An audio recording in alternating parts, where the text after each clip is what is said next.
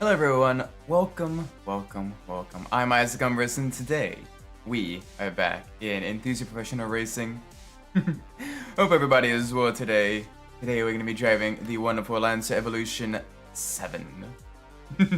This machine was a little bit larger than the Evo 6, a little bit heavier, a little bit bigger all around, as Mitsubishi no longer had to homologate for Group A rules, so they used a little bit of a larger chassis for this. They still managed to get some really improved performance with the new center differential, as well as with the new limited slip differential. Welcome Ford Shelby GT, welcome below. Hope you're both doing well today. We are gonna be doing some racing, so I hope you all are ready. Alright, let's see. Can we do... Ooh, alright, we got a good shot at the third place here. The RGT and the Caterham Super 7, I think are going to be a little bit out of our league. We can definitely fight off some of these Japanese rear-wheel drive cars, as well as the Alpha 156. So I think we can definitely get a solid third place here. Let's do this. Let's put the Lancer through its paces on the German roads. That's some news going to trip I had planned. Ooh, alright, let's hear it.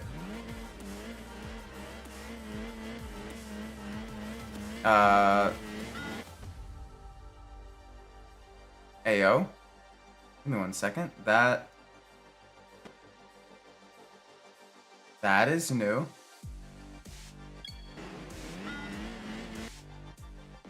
One second. The game has decided it's...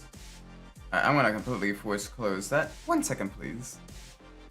Just got the rush check. Oh, that's awesome, man. Hopefully I'll get to see some good races there. Alright, so that's fine.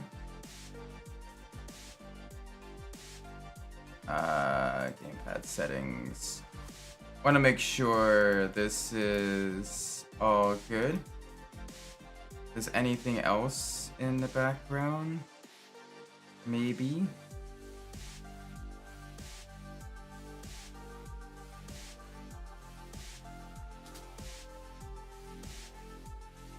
Okay, there we go. Let's get this all working again. Sorry about that. It should be good now. Probably. It was working.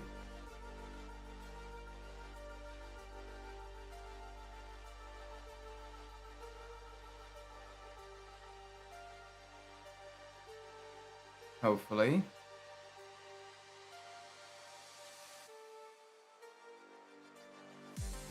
Alright, so that's good. My apologies for this. It's being just a little bit interesting. So we're getting this all fixed. Welcome, Maddock. Enthusia. What the?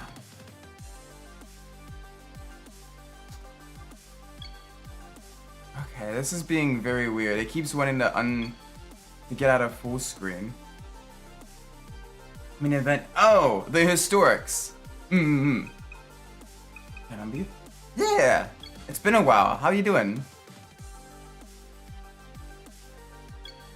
Hopefully you're doing well. Hopefully. Okay, that is very weird. Doing good. Glad to hear that, man. Glad to hear that. Why is...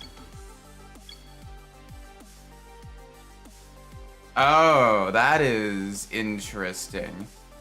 Why does it recognize... Why does it recognize that? Hang on a second.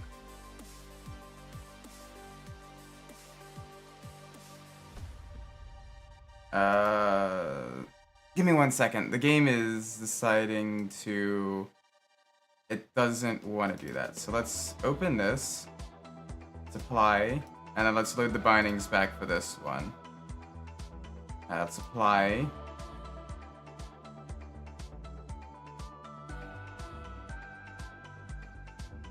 Alright, what is it, blood wolf? Yes, that's fine. So that is really weird. Alright, it should be... Alright. Yeah, okay, so as long as I don't just repeatedly tap it back and forth, I'll be good. Oh, she fell asleep. Oh, no.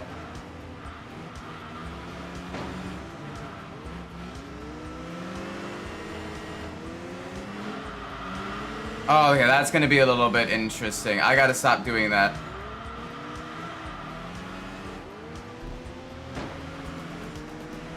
That's gonna make things really, really tough. At least until I get it fixed. At least until I can get it fixed. Because that is very strange. Welcome, Christina. What's my favorite candy bar? Ooh, good question. I really like the payday bars with it's the peanuts and that kind of like that sweet sticky stuff in the middle. That stuff is really, really good. I like that. What about you guys? What are you guys' favorite candy bars? Alright. I need to get just a little bit smoother on the brakes.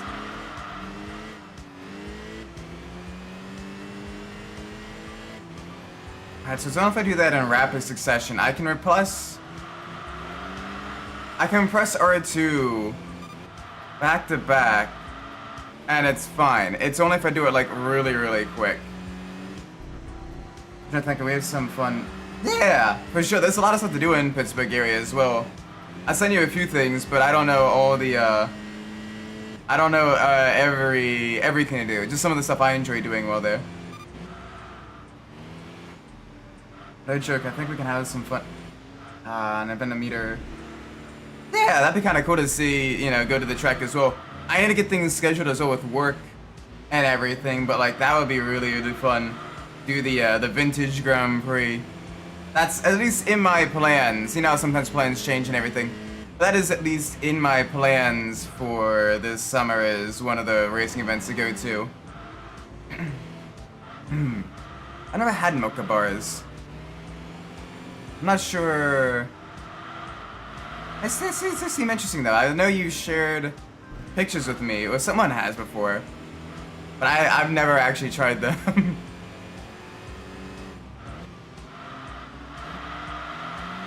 Alright, I gotta be very careful on the throttle. I gotta stop doing the double tap. Yeah, she'll probably know a decent amount of, like, she'll probably know more so, like, the good restaurants and everything compared to me, because most of the time I ate, like, either at college or I ate, like, kind of the more, you know, cheaper hole-in-the-wall places. Still good food, but, you know, not necessarily, like, you know, places you take people out on a date, per se. Depending on what kind of person they are and everything. Batman, welcome.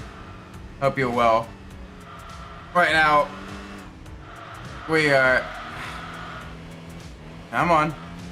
There we go. I did see the factory picture, yes. Where they're burning off the excess gas. That's really cool looking. Especially with like, you know, the winter, kind of wintry weather and scenery as well. Like it looks, you know, just really, really kind of industrial.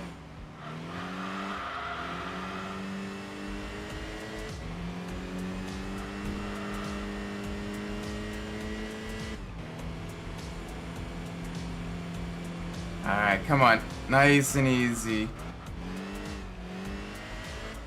Only a few more laps to go. We got 4th place right behind us. Actually giving us a solid fight for our, a very, very good run for our money right now. Holy moly.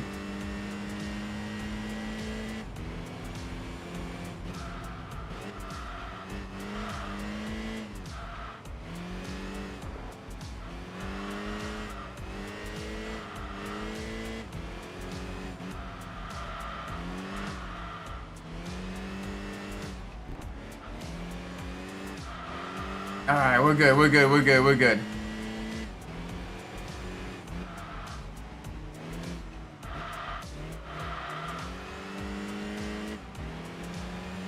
I think, anyway.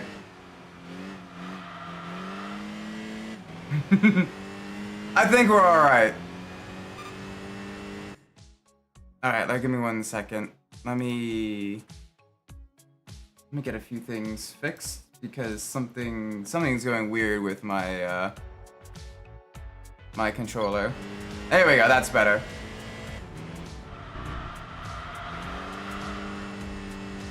Whoever made Almond Joy and created Cooking in general should be sharing a pit with the... I don't know, I like Almond Joy. I like Almond Joy. But I have a soft spot for coconut in general. Yeah, like I actually really like it.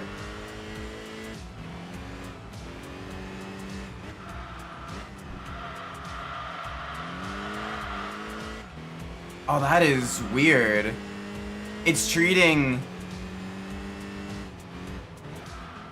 Cause I figured out why it's doing that. It's whatever is causing. It's whatever's Oh, that is so weird. Okay, so for some reason my computer right now is treating my controller also like a mouse, and it's basically treating certain buttons as like right clicks and left clicks, which is why. If I double tapped the right trigger, if I had it active in a PCSX2 window, it would essentially think I double clicked it and would continue to go from like windowed to full screen. That is weird. Okay. So I gotta I gotta create an active window that this can like figure out what to do with. And then, okay, I got it.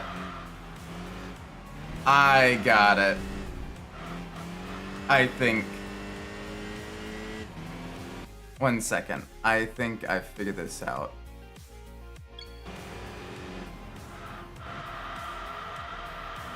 Oh, nope, okay, now it's actively messing with OBS. Alright, so let me get a fresh web page of Chrome up.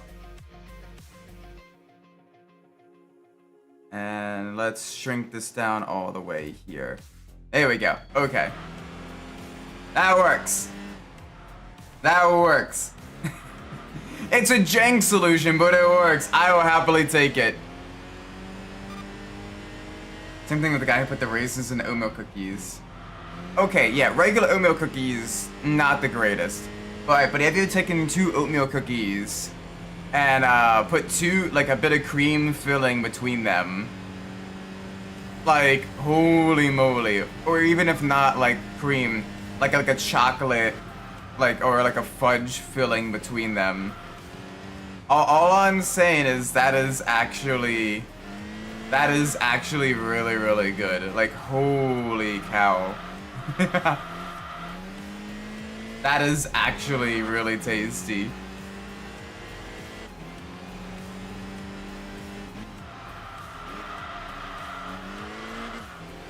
Oh my gosh, now I kind of want one of those. I know there's one like baked goods company that does the takes it to oatmeal raisin cookies and puts some cream between it too, or like vanilla filling or whatever, and that is really tasty.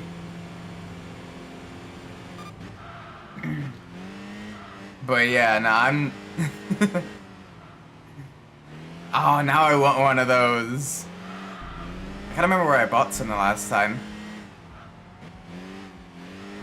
I know they do the more popular one is the one with the chocolate chips and everything, but still, like, this is really, really good.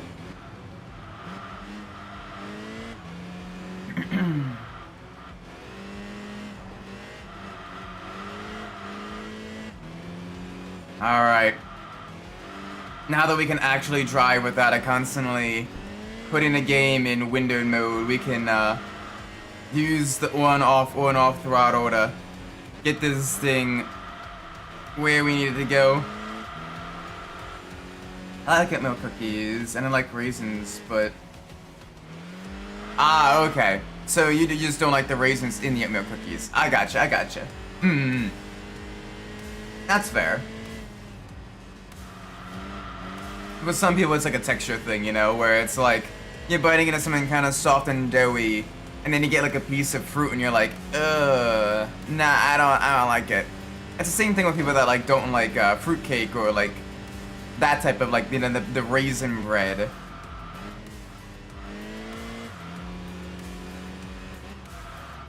Some people don't really like that. So yeah, that actually makes sense.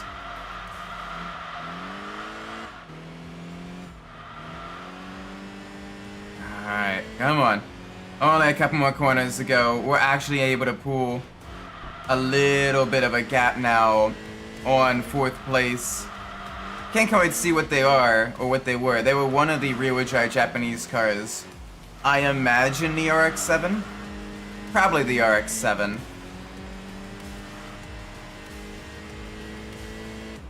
Yeah, I think it's the RX-7. Come on, nice and easy. Oh, a little bit of understeer. Save it, save it, save it. There we go. Smooth through the corners. This will give us a very nice 3rd place. Yum! Across the line as well. That was good. Same thing with the cookies, because go back to Slimmer for arson. Alright, so note to self, make sure Christina gets non-raisin cookies. Funty, welcome! I hope you're doing well. How is Spa in the big old 60s NASCAR, huh? It's probably a little bit of a handful to drive, isn't it? It's old Spa too, so you get a lot less runoff and everything. So I do wish you well. Favorite protein shake flavor? Ooh. It's been a while since I've done protein shakes, as I'm not nearly as active as I used to be. I'd say probably peanut butter. Peanut butter would be probably peanut butter. Yeah. Peanut butter is really, really good in a protein shake. That tastes really good. Probably like a vanilla peanut butter, I think. Oh, you're actually enjoying it. I mean, more power to you, man. I'd be genuinely terrified to drive that combination. You know, big, heavy, powerful, straight line speed machine on a very treacherous racing circuit.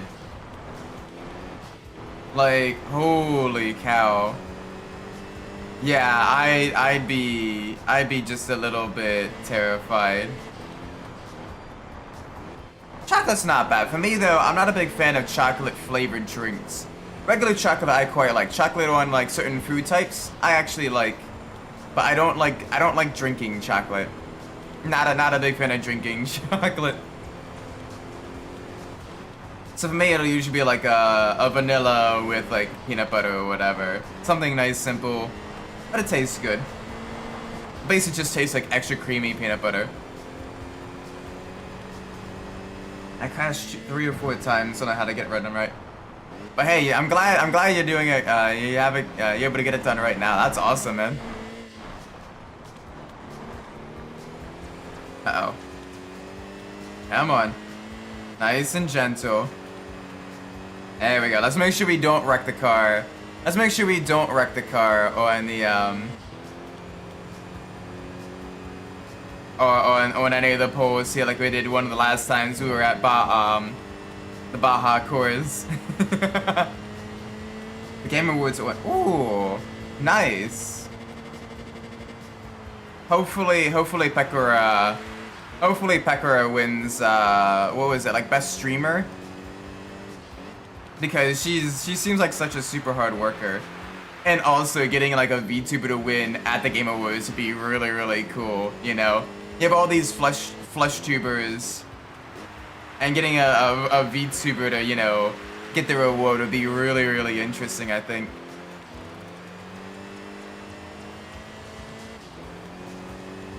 There's a place here that dips strawberries in chocolate and then puts peanut shavings on. Oh, yes. Nut.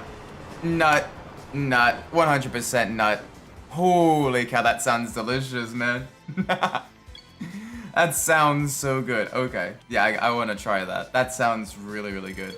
Getting the strawberry and the chocolate and the peanut butter together. Like, oh, yes. Please. Smash. Exactly. Smash.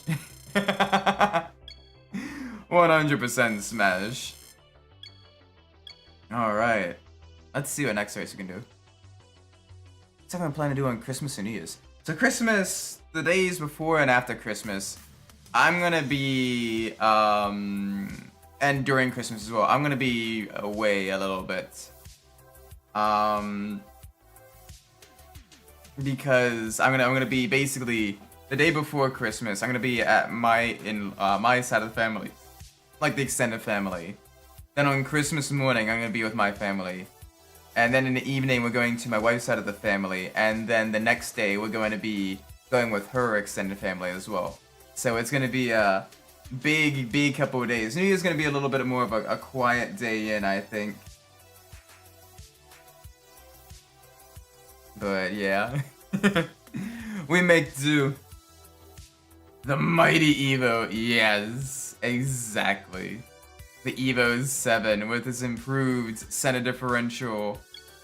This thing is an absolute beast of a car. I'm happy.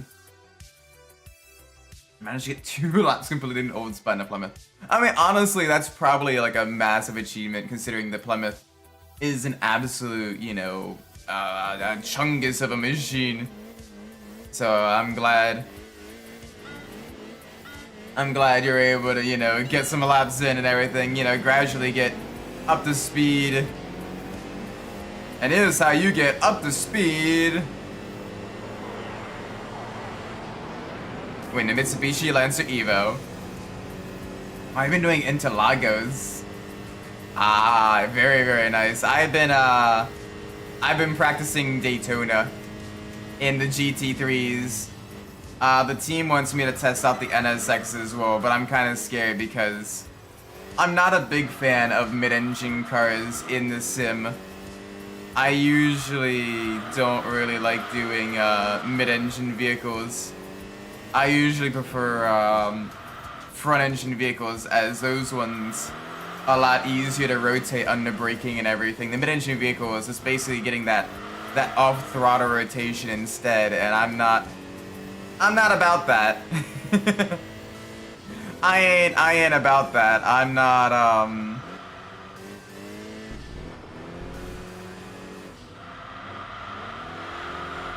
I'm not about that.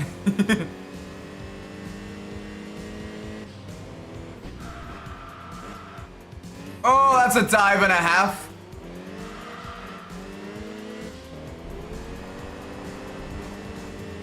Uh-oh, hang on a second. Okay, we're good. We're good. But yeah, Interlagos in the vet, that's gotta feel really good to drive. The vet, at least from what I've practiced it a bit in iRacing, it's very, very good in a lot of the high speed corners. Really, really solid downforce. It's only the low speed corners that really kind of struggles with. But the high speed corners, like, it genuinely, it is a machine. It is a gorgeous machine. So that is awesome, man. What spas do be fast? Yeah, because it's got the longer straights as well, right? Like, you have the extended spa, like the 60s spa. So it's like, you know, crazy high speed. Yeah, the F1 drivers were a terrifying breed, shall we say, driving on that back in the 60s with cars with essentially street tires going, you know, what, 170, 180 miles an hour, if not faster. No downforce, no aero, barely any grip. Just basically as much power as you can stuff into those engines. That is scary stuff. I would not be able to be like anywhere close to a racing driver in like the olden days. I think probably like the start of like the 80s, I could probably begin being okay-ish driving some of those cars and everything. I don't think it'd be until like the 2000s or even a little bit later where I'd be able to effectively like drive most types of racing cars.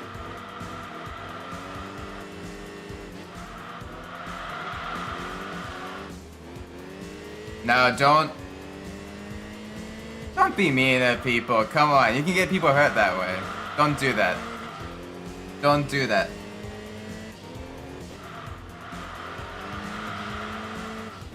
Alright. Oh gosh, the Caterham. Little tiny inline 4-power beast of a vehicle, but it's just so...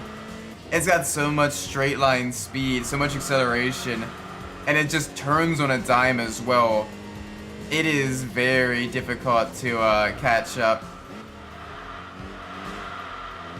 Honestly, I couldn't imagine many of the drivers back in the day with the open face helmets. Yeah, the goggles and everything, like, that was scary. It is very, very scary.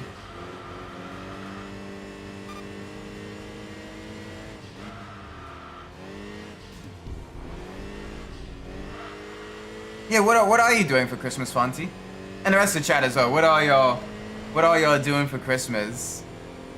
I want to know if you guys have any like, you know, like rituals or like any things you guys do on like a regular, you know, regular Christmas, you know, time period, or other holidays if you celebrate other holidays in the winter.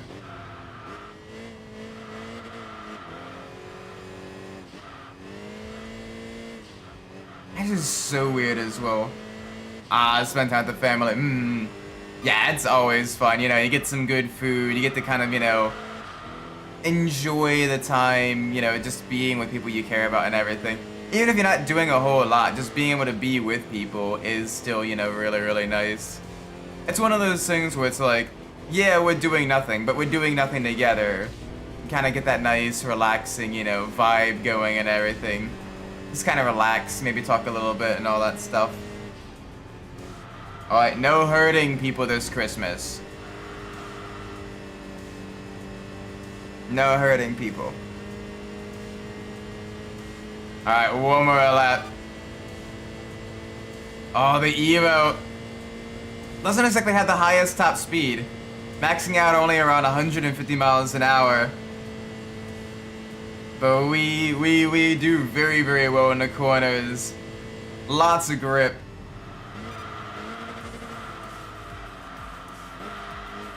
For your Christmas, you're going to visit your aunt. Oh, nice. I hope you enjoy your time with family there. Yeah, Christmas week is going to be a little bit more of a lighter week in terms of streaming. Probably not going to be doing a whole lot of the streaming the week of Christmas, just because, well, it's Christmas week, you know. People are already going to be, you know, away from, you know, away with people and watching, you know, being with family and everything. I don't want to, you know, have to make them choose between, oh, I want to watch a streamer or I want to be with family. Like, nah, you know, you guys definitely should be with, you know, family and those you care about. And also because, well, I'm going to be away as well.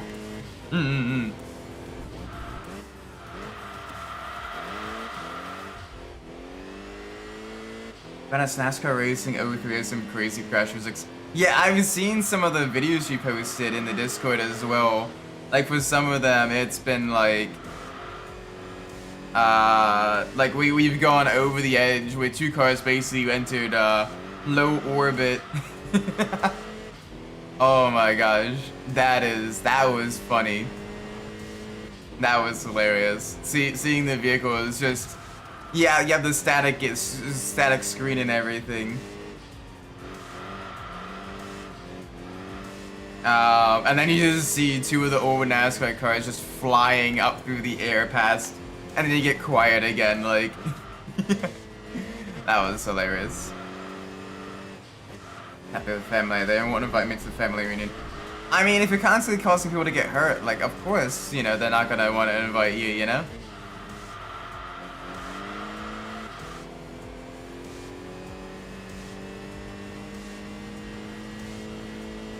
Alright, only a couple more corners to go. Big speed. Little bit of understeer. Oh, alright, running wide. 1x off track. They say you cut the course. You gotta slow down and give up the time gains.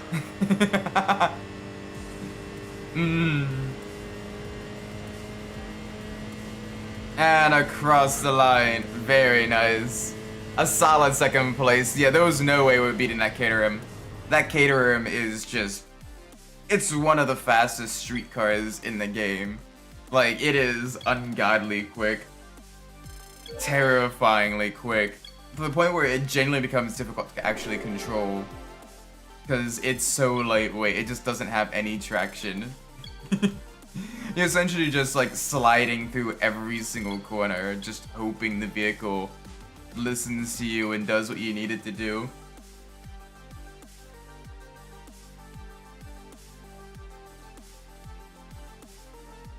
Alrighty, let's see what the next race we can do is. The Evo is doing really, really well in the RS races. I say that, we're not getting one. So let's go on another German track, the Lancer versus Impreza. We have 3 Imprezas, 3 Evos. Yeah, yes please, let's move on from, like, let's move on from talking about hurting people, please. Alright, Christina, thank you. Oh man, but this is gonna be great. A 4-wheel drive showdown on the Nordschleife. Evos versus Imprezas. And for the most part, we all start on the correct sides as well.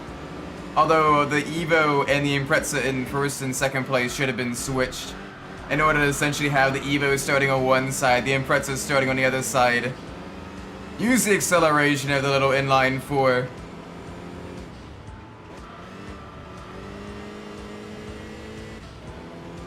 There we go, through the corners. Nice and easy, nice and easy.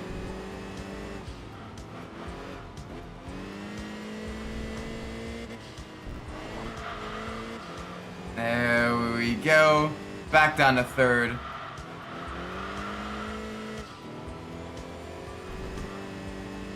Alright, let's get ready for Flugplatz. High speed right-hander just after a crest. Not this corner, the very next one. Some cars do get airborne here. Oh. Alright, a little bit spicy.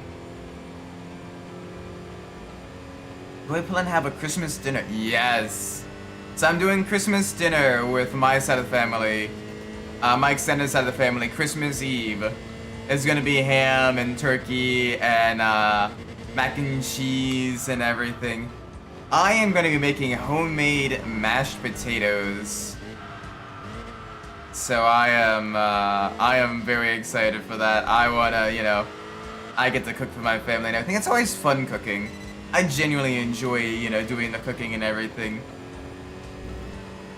So it is very, very nice, very, very enjoyable, kind of, you know, being able to do that. Plus, also, you get to, test your cooking abilities. You get to, you know, practice certain things. You get to really put the effort in. Because when you're just cooking for 2 people, it's hard to justify the effort sometimes. Even if it is yourself and your spouse, because sometimes you're like, but I don't want to have to deal with all the dishes. We'll make a simplified version of it, alright?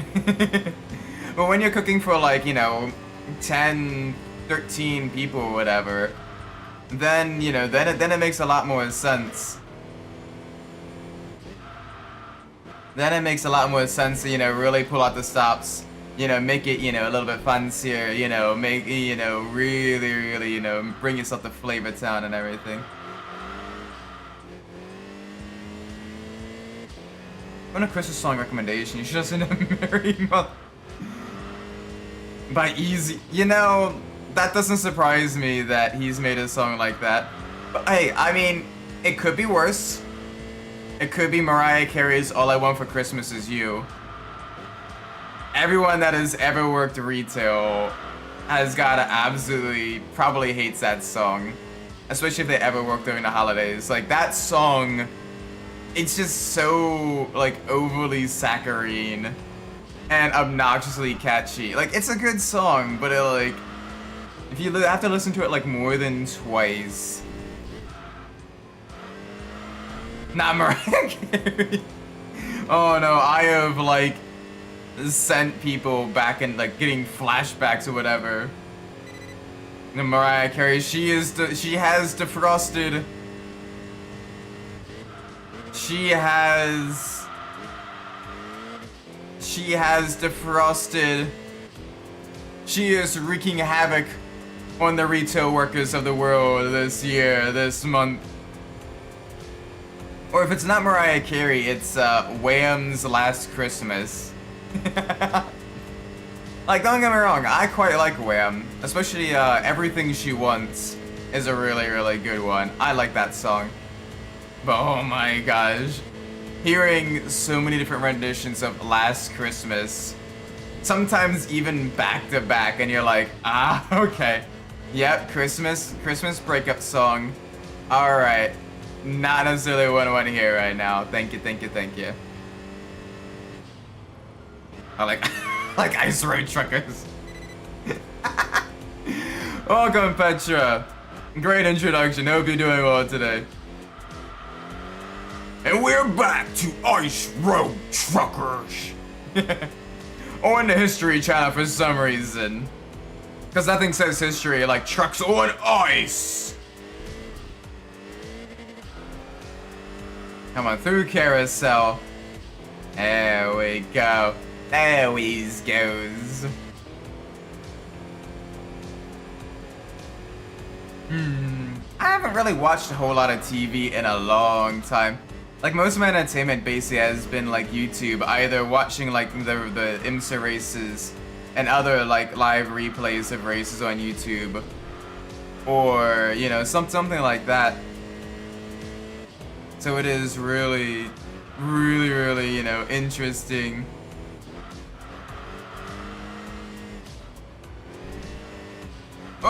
Oh, scary. But like, it's interesting, like I haven't really even paid for like cable in forever. So I don't even know what's like on like regular like TV nowadays. Welcome, Regal. This game called Whamageddon. Yes! The goal is go the entire month without hearing Last Christmas. Yes, Everything She Wants is Kino though. But I think, I'm trying to remember, I think I made it to the 4th. Either the 4th or the 5th. It was one of those ones where like Carmageddon. I mean, it's essentially the same thing. You basically try to go the entire month without hearing Wham's Last Christmas. I think the longest I've ever been able to go is the 12th. I think either the 12th or the 13th, like mid-month.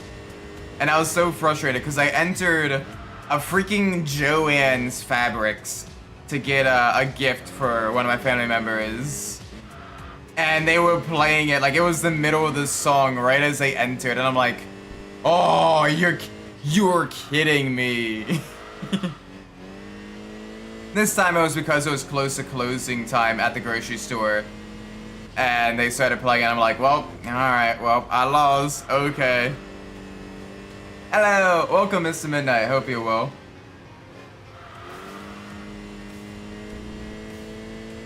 A couple years ago I lost on Christmas Eve. Ripperoni and cheese, that is rough. Welcome, Wef. Sorry about the confusion with the person. All good, just, you know, just chill out and everything. But hey, glad you two are, you know, friends now and everything. So hopefully, you know, things will get between you two. Watching a Niners game. Ooh, are they doing well?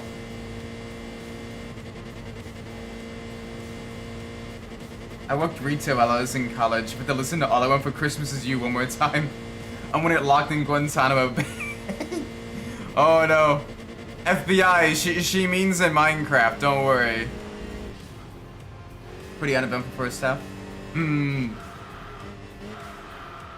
That's unfortunate. Sometimes you want, like, you know, the exciting games and everything. You don't really want the processional games. You want, like, you know, the close battles. Oh, scores 3-3. That's actually... Okay, so it's a bit more of a defensive game then. Pretty close. Not necessarily as much of a whatchamacallit.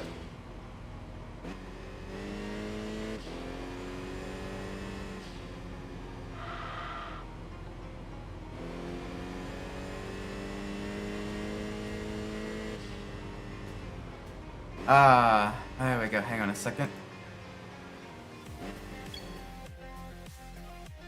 You're a mean one, Mr. Grinch. You really are. Yeah, that one. That one is a little bit annoying.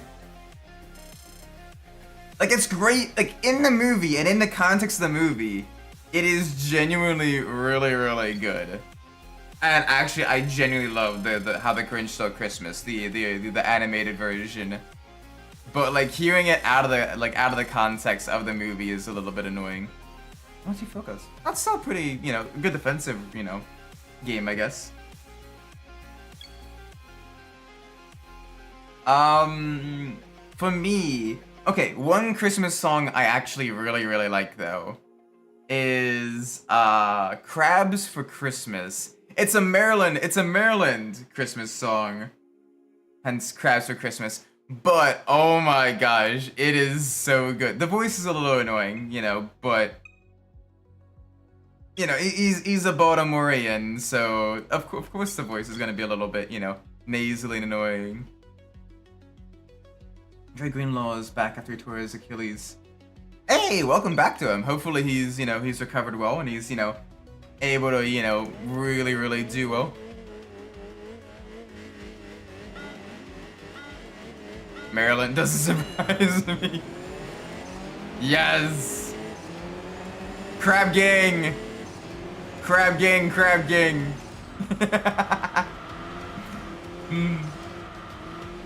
Aaron. That's apparently the Maryland version of the purple burglar alarm that you try to get a Glaswegian to say. Purple burglar alarm. Instead, for the Marylanders, especially the Baltimoreans, it's Aaron Earn and Iron Earn. Trivia: who or when was the last non-quarterback to win a Super Bowl MVP? Oh, you said it before, but I don't remember. I know you said it too. It's been a while. Because you mentioned how, like, it's been a long time. Like, it's been mostly quarterbacks for, like, the longest time that have been, you know, been getting the...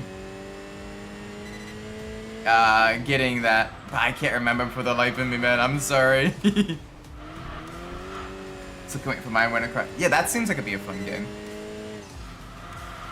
Oh! Alright, a little bit too fast going through there. Gotta be careful. Gotta be careful.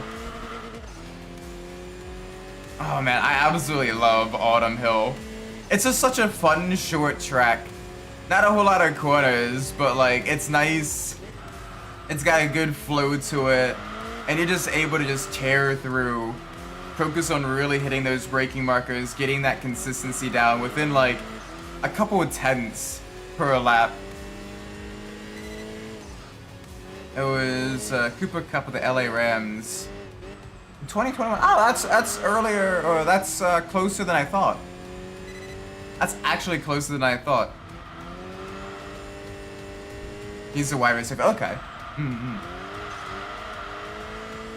Must have done some really good stuff that year then in order to get a MVP.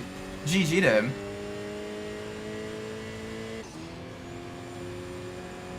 Alright.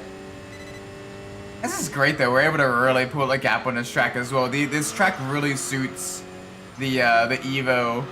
Not a whole lot of high speed straights, a lot of kind of the mid-speed corners.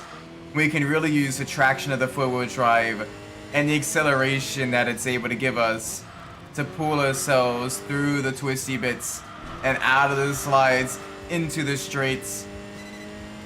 Like, this is really good. A little bit of understeer in the tunnel corner. Little bit of understeer in the tunnel. But otherwise, we're doing pretty good. Last offensive player to win Super MVP was in 2015. Almost a decade ago. Jeez. That is ridiculous.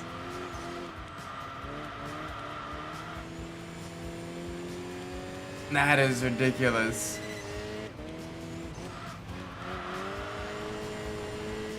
So if you're ever like an offensive player, you just kind of have to, you know, I don't want to say have to cope, but essentially, you know, the cards are kind of stacked against you for getting the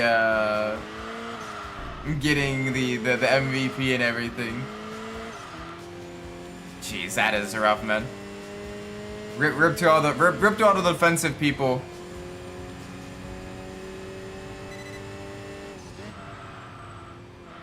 And tell me why flat out forfeit.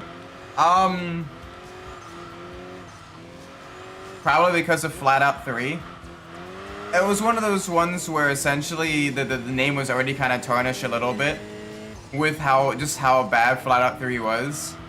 And then when it came out that flat out 4 was just only passable, then people were like, well, we're still not gonna really buy it. And so not a whole lot of people really did.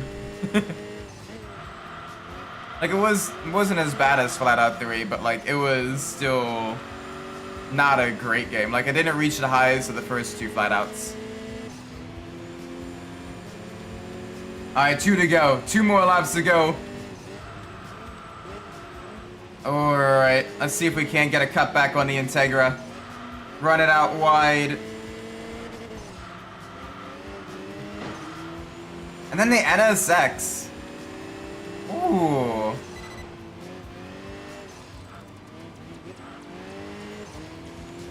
Yeah, but I mean, a racing game lives or dies based on its physics. If the cars aren't fun to drive, then like, what's the point of the racing game? You know, it's like playing an FPS game where all the guns sound and feel like crap, and you literally can't hit anything with any of the guns. Like, yeah, you can have beautiful open world environments in a shooter, but if the gunplay is terrible or like broken or completely unbalanced, then you're not gonna have fun. It's the same thing with like the racing game. A racing game can have so much stuff going for it, but if the driving isn't fun, people won't want to play.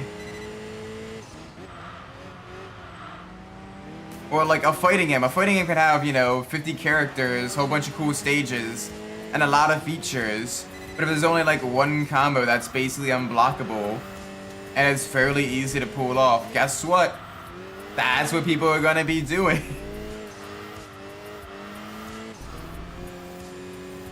That's what people are gonna be doing.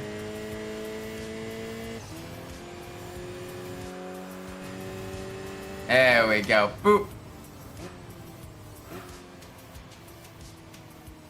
It's a shame that Fallout 2 drivers are cut in Fallout 4.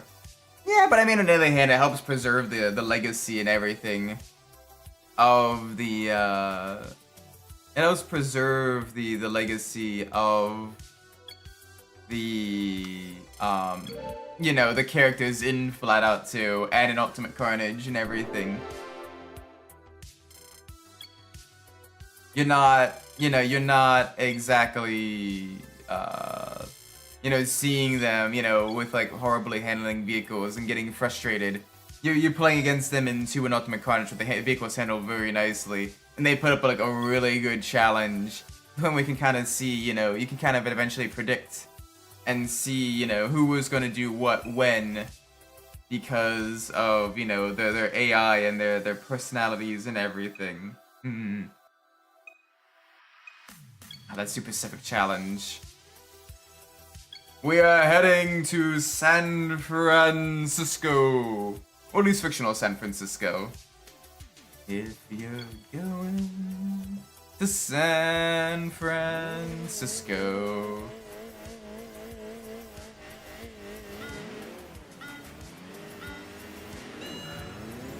There we go, good launch. Get past the 2 rally cars.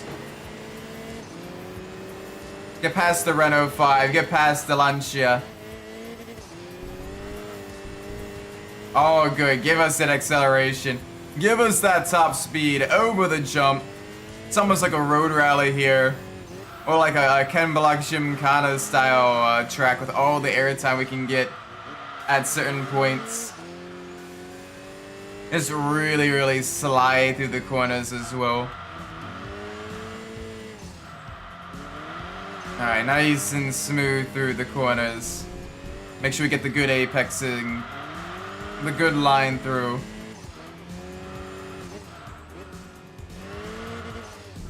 Ooh, alright, easy. The Lion, welcome, hope you're well. Right now, we are in our final race. We're at the final race for the Evo. We'll be doing some more vehicles after that. But this is the last race of the Evo. Absolutely beautiful machine. You can hear the turbo just tearing up the blow-off valve, the pressure buildup as well as the turbo spools up. Like the sound design of this game is genuinely really, really good. A little bit of airtime. You can hear the upgraded exhaust as well. Like this thing is an absolute machine.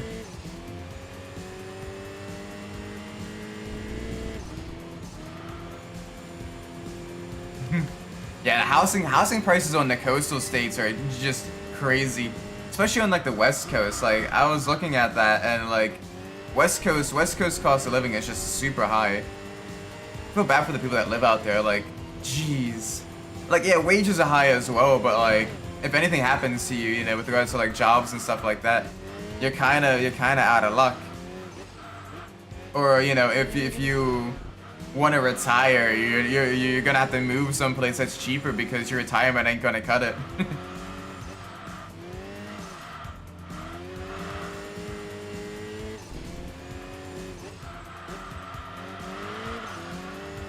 Alright, there we go. Nice and smooth.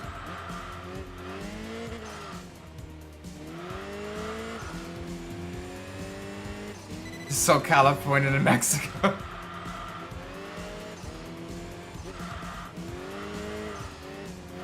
I mean, I don't know, as much as people don't always like California, we do still kind of need them a little bit. Like, between, like, the agriculture, especially now with, like, the tech industry and everything, like, we do, like, California is still, like, a major, you know, a major player in, you know, U.S. economy. Same thing with Texas as well, on the other side, like, we need Texas as well.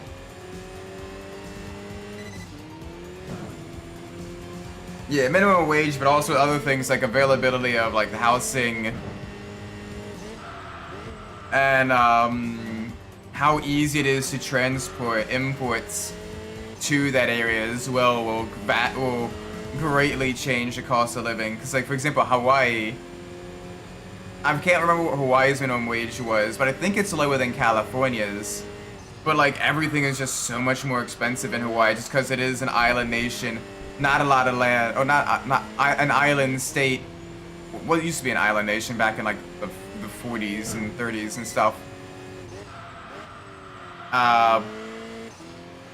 Texas, welcome Zadi. But like just because there's not a lot of land and the land itself is very difficult to build on, it's very very expensive, and then also it's difficult to ship stuff to it as well. So imports, a lot of food has to be imported as well, which increases the price. Which means you have to kind of rely on a lot of like the cheaper canned stuff as well. Which is why actually the Spam became such a major mainstay in a lot of like your Pacific Island, Hawaiian, Polynesian type of diets.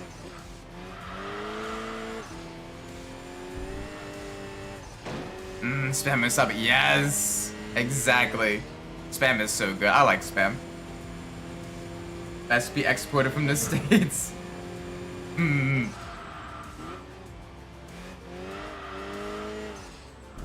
At least get the good stuff that's exported from the States, you know? So I know things are pretty expensive over in Europe as well now. Like cost of living's gotten I don't know, just everything's kind of expensive. But it is what it is. You just gotta do what you gotta do to survive as much as you can anyway. You try to hope for the best. There we go, across the line. I like some. It's definitely an acquired taste. It's a little bit on the salty side, so I can understand why some people wouldn't really like it. For me, it's really good. On like a 2 thick pieces of Texas toast with some fried egg, and then some diced up onions and some sliced tomato, and then some like cool crisp lettuce.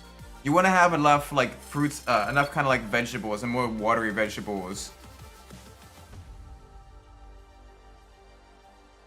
Why do you tell that? My country gets my money and I can just providing bad infrastructure. Yeah, Greece has its share of issues as well. Hopefully it gets better for you, man. Hopefully soon.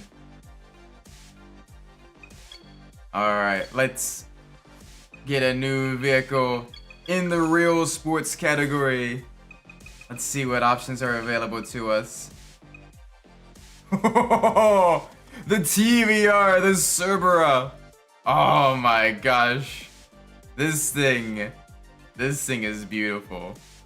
This thing will be very, very quick. A 400 some horsepower, front engine, rear wheel drive machine, and in all of the gorgeous pearlescent colors as well. It's a shame that, oh, it's so good in chameleon blue. Chameleon orange is in a bad color as well. One thing I do like about the TVR cars is they look really, really good in those pearlescent paint colors. Like, holy moly, like it just hits right, you know?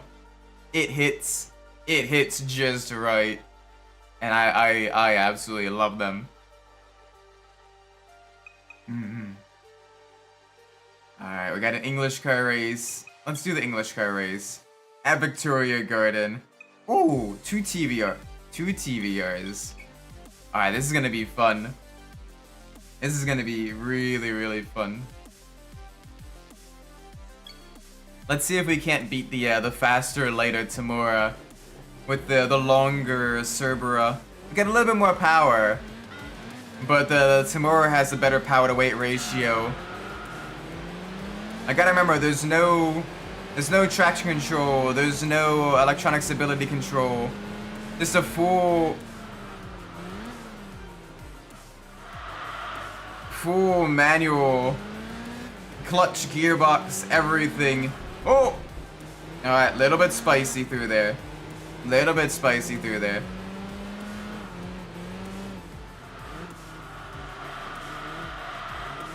Alright, yeah, we gotta basically drift it through.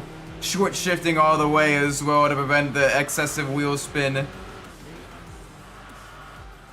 Oh, save it. Alright, thankfully the big boy Jaguar sedan behind us is essentially blocking the road. It's basically forcing a procession of cars as it's got the power to hold them behind it, but it is still very, very slow through the corner, so it's not really challenging us that much. Come on, give us some more straight line speed. Gotta brake as we enter the bridge, or the arches. Down in the first gear. Rotated around the hairpin.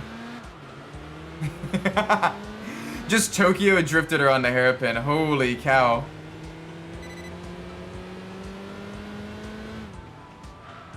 Alright, we want to keep it in third. Second gear causes the vehicle to really get all bent out of shape. Third gear, you can, the engine is torquey enough. The engine is torquey enough that you can have it outside of the power band and still get solid acceleration. Oh no, so it's still 3-3? Ah, rip Debo. Rip in peace, Debo. May your hands catch the next one.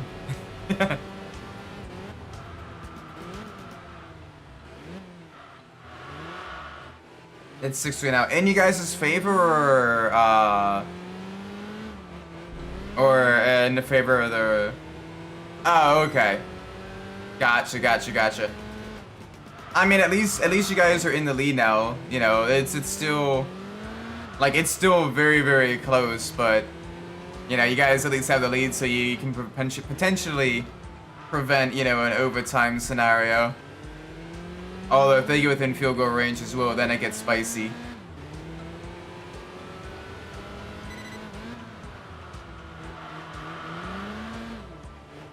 Ah, so he ended up eating his words. That's a rip. Well, I mean, I guess if you're gonna talk crap, you gotta back it up, you know? It's the same thing with like the F1 drivers. Like, Sergio Perez has been a little bit cheeky on the social media and everything, but dude, like if you compare him to Verstappen, he is not all that great. He's probably one of the reasons why Red Bull lost the Constructors' Championship, even though Max won the Drivers' Championship with multiple races to spare. Trade him.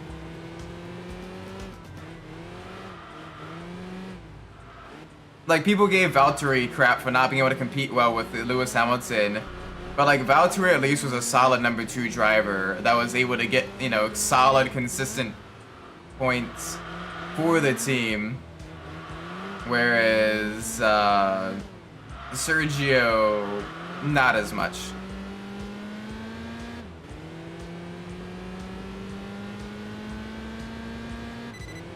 Alright, come on. 3 to go. Make sure we just keep hitting our brake markers.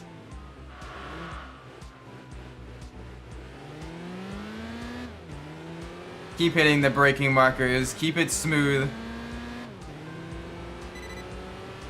Nice and easy. Ooh, through here.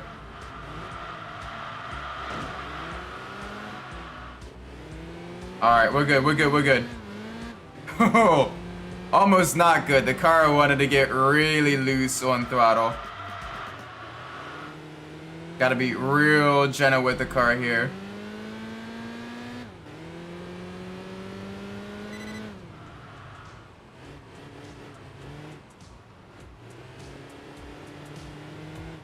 Alright, down in a second. Slide it through the corner. Like, we are essentially just Tokyo drifting this car through London.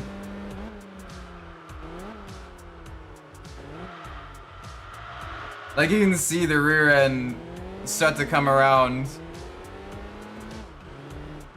Oh gosh, it feels so weird driving in a Simcade in third person. Whoa! Yep. You can see, like, we're just essentially four-wheel drifting through the corners.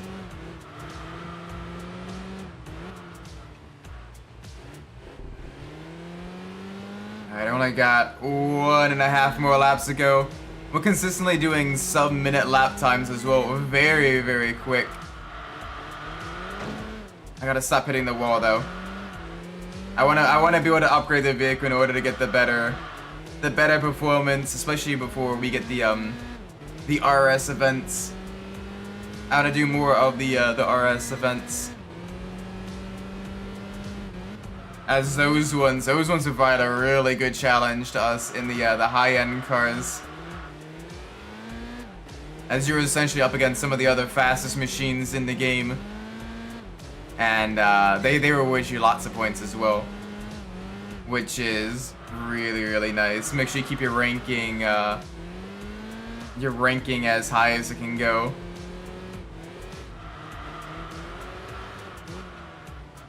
Alright. Use a little bit of a Kansai drift there.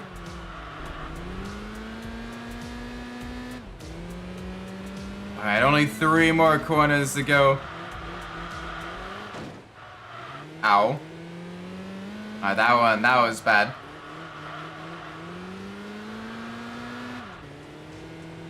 And there's the finish line.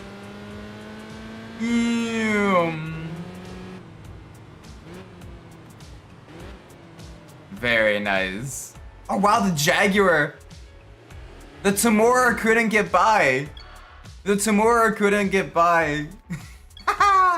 Oh man. I was wondering where they were. I was expecting them to eventually catch us up, but I guess they couldn't. I guess they couldn't get by some of the other cars on their field.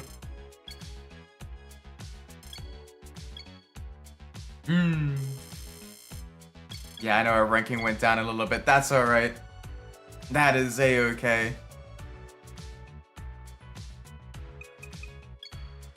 Alright, let's adjust the settings on this. Get a few things sorted. A little bit more rear negative camber. A little bit more acceleration. And dial back the limited slip just a click or two.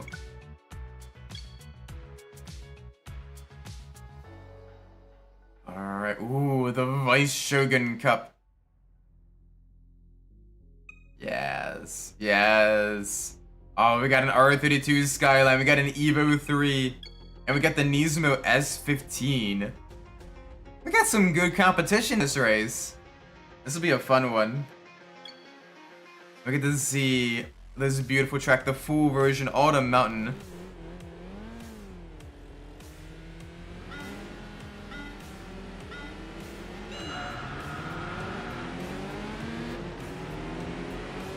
There we go, nice and smooth. Oh gosh, alright, little bit spicy on corner entry. So the car does like to get a little bit loose. But I think we've kind of adjusted a few things now. Yeah, it wants to turn. It wants to turn, this is good. Oh, hi. That's a bit of a dive bomb. Thanks for making it 3 wide. I'm trying not to hit the opponents.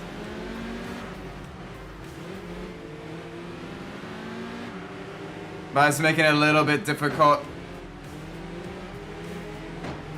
Especially because the Evo is running an offensive line.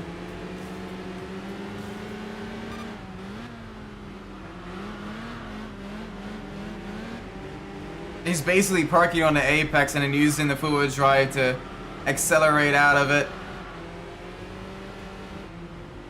Average Forza lobby be like... yeah, a little bit of a dive bomb there. Hey, I wasn't too much collisions though. Now I can use the powerful engine of the TVR.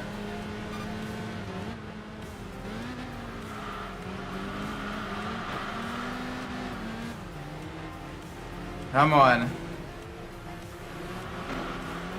Oh. Alright, we got a very lightweight, corner-happy RX-7. And then we got the RS... I think it's the RS-6. That is an absolute powerhouse of a machine. There we go. Follow the RX-7 through. 4 times car contact. Welcome, Kohai. Yeah, right now we're getting blocked in by 2 very different vehicles that are fast at very different parts of the track. I've done an accident in GTM. I mean, as long as you can avoid like spinning someone, you know, a little bit of door banging's alright. Oh, it's able to use that four-wheel drive very well compared to our rear-wheel drive. Just gotta carry the momentum through the corner. I say you cut the course. You gotta slow down and give up the time gains. How you doing today, Kohai? Hope you're doing well. Oh, that's a little bit of a late braking move. Yep, that ain't gonna work. That ain't gonna work.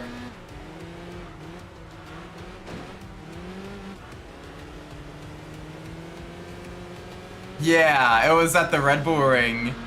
You gave me a little bit of a scare there, but thankfully I saw you coming. But yeah, that was just a little bit scary. Got an absolute. You just hear our, you know, mid corner, like in the infield section of Red Bull Ring as well. So I think it was like what, turn 3, 4, 5? I think it was turn 5, that left-hander. All of a sudden, you know, you begin to turn and you hear a car left, and you're like, oh shit, okay, back out of the corner, back out of the corner. Had an hour's sleep, woke up thinking I was in a Discord call. Now it's 3 AM and younger. Average insomniac hours. I know how it is. What's a good power nap though? Yes. The power naps, where no matter how long or short they are, you wake up wondering where you are on the planet, are always great.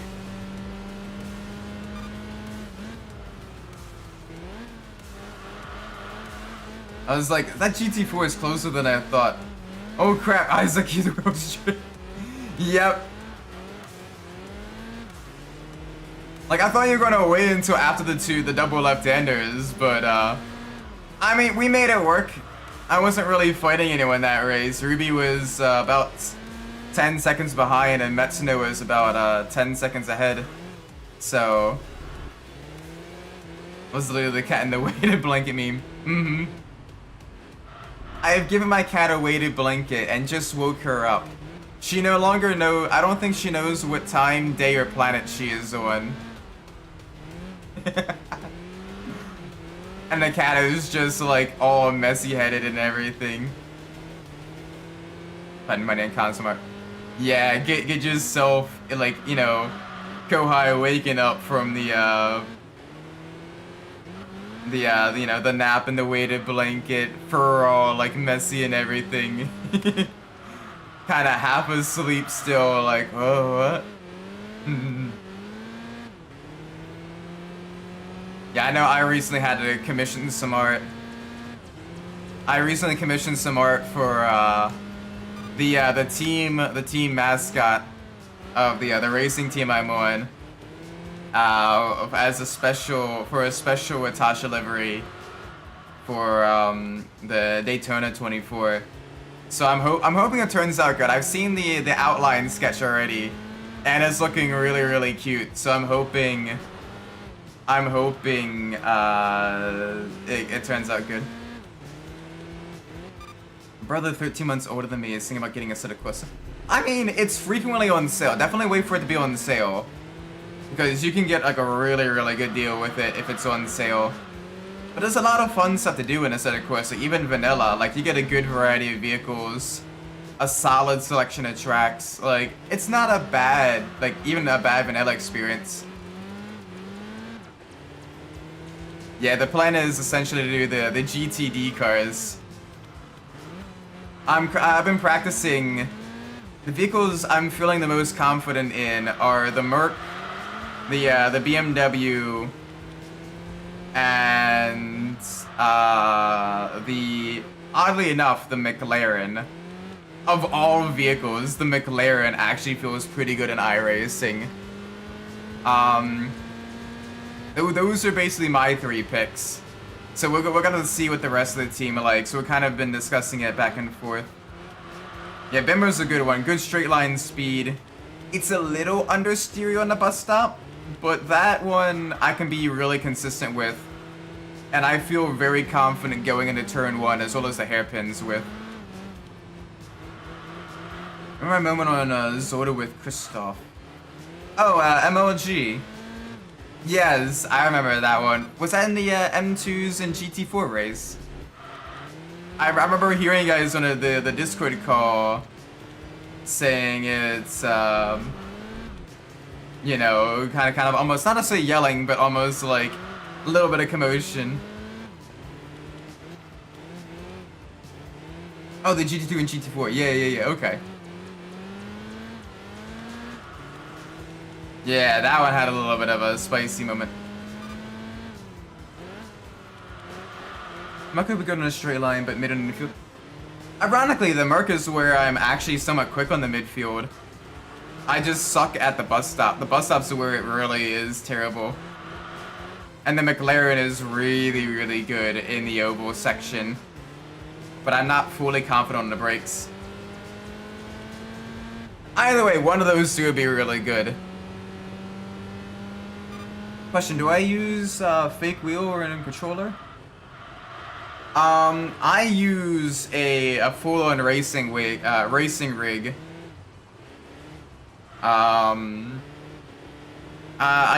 use a full-on racing rig for when I do the sim racing stuff. Like I said, of course, competizione or iRacing. Here I'm using a controller because this is a bit more simcade.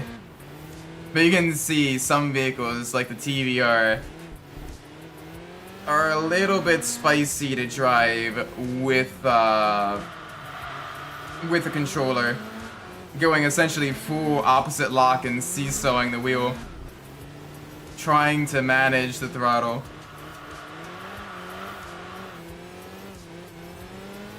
Yeah, hopefully able to do LMP too, man. That'd be really cool if we end up in the same split as well. Please no Punterino though. Because I know I'm currently at around like 1600 I rating. And I could probably increase, I'll probably be around 1800 by the time D24 rolls around, depending on how much I do of the official races. I don't want to get my I rating too high though, and end us up in a too high of a split where no one else can be competitive. But on the other hand, I want to have us in a high enough split that we can, you know, we can have clean driving, clean racing and everything. Like, I've been trying to run the numbers and basically, I don't want to say metagame it, like I'm not going to intentionally tank my I rating and all that stuff. But like, you know, I've been trying to run the numbers of like what'll probably get us, you know, like a bunch of clean drivers that we can be on pace with as well, or even slightly faster than on pace with.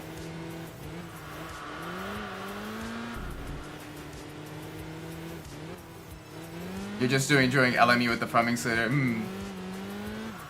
Yeah, it's been a little bit since I've touched ACC. I gotta practice for the Track Stars race. And then I gotta practice with a V4H at the end of December. That one's gonna be interesting because that one is gonna be starting at 3 a.m. for me. So needless to say, I'm gonna need to make sure I'm very, very quiet while doing that, so I don't wake up anybody else in the house. I hope we get enough people signed up right now. The sign-up sheet's looking a little bit sparse in both GT3 and GT4 cars for that race. But I'm hoping we get enough people. With those, usually get a lot more signups closer to the event. With it being like the weekend right between Christmas and New Year's as well. I know a lot of people are probably gonna be like out of town as well. So it's gonna be interesting.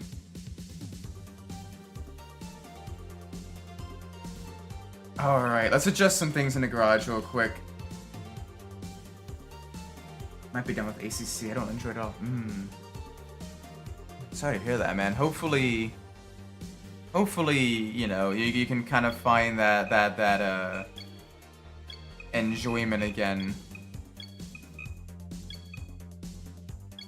Gives me too much stress. Yeah.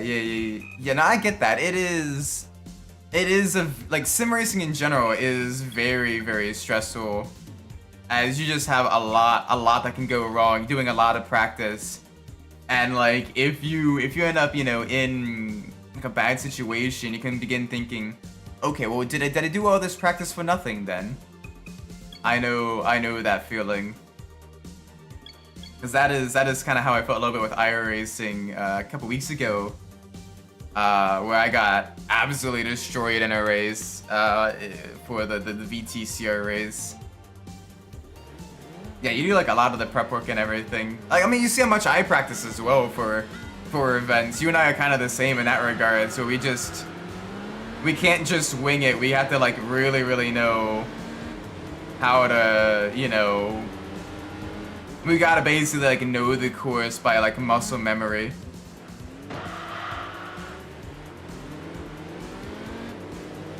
one big thing to remember is you're meant to enjoy the driving experience. True. And like, I enjoy it. Like, I especially enjoy like hot lapping. And when the racing is clean, like, it's genuinely enjoyable. But sometimes, especially like iRacing, it's a little bit frustrating because those vehicles, like, yeah, the damage model is, you know, realistic and everything. But it's one of those ones where your entire race that you spent, you know, hours practicing for can be over in the first lap if people do the stupid. And given the fact that it is sim racing, people will usually 9 times out of 10 do the stupid because on average sim racers usually do the stupid. They're not driving real vehicles, they're, you know, so they're gonna be over aggressive. But it's annoying, you know, sitting in the pits for God knows how long, waiting for your vehicle to be repaired, listening to people lap you in a 30-minute sprint race.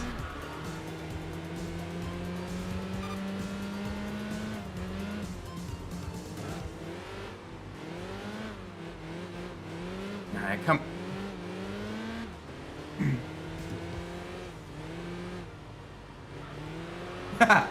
Yeah, ambition over Asian. Trying to go for like every crazy move, but not like making them stick.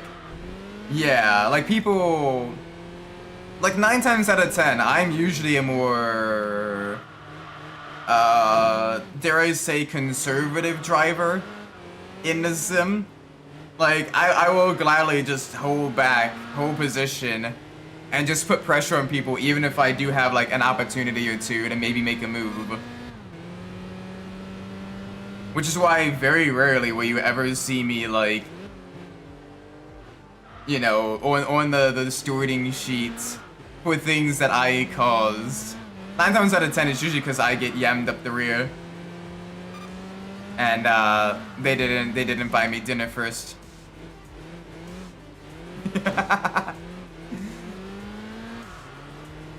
Ooh, a little bit spicy still. The TVR is just a little bit spicy in the corners. Ayo. I mean, exactly. Ayo. But it's true, sometimes you get a race car enema.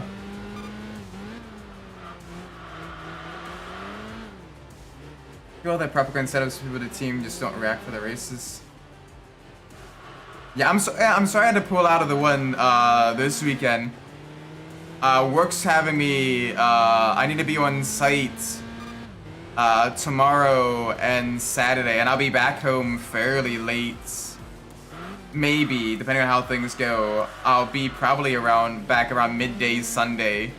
So I really apologize, man. That kind of caught me off guard. Like, that absolutely just threw me through a loop. I mean, Vera has allowed me to be more aggressive because I have the depth. Yeah. Yeah, with a little bit of the depth perception and everything. Yeah, no VTCR. That's why I was so frustrated last week. Because that means, yes, the last week can't be my drop rounds. This week has to be my drop round because I'm not gonna be there. That's also why I was like, that's part of why I was so frustrated as well, because I literally have to, like, in order to, you know, stay at the top 3 positions, I need to have like a near perfect run. I have the pace to do it. Like, I'm one of the faster on track. It's just, I got absolutely, and I'm gonna, pardon my language, I got absolutely fucked the race 2 and race 3. So, unless some funny things happen, either at Oran Park, not Oran Park, it's Winton this weekend, right? Yeah. Unless some funny things happen at Winton or on this Charlotte race, because Charlotte's gonna be, I think, a little bit of an attrition track because it's a 2018 version, which absolutely destroys the suspension if you get the yeet chicane wrong. Then I think I may have to settle for like 4th place in the championship because I'm running the numbers in kind of like average position and everything, and it's gonna be tough. It's gonna be tough for sure. different paces and everything. Yeah, but it's... Wait, the Honda's good on the chicanes. Oh no. Well, rip my championship then. Rip my championship. I am, that's a rip for me. Unless someone does the funny and neat chicane and people take each other out, but it's still gonna be tough.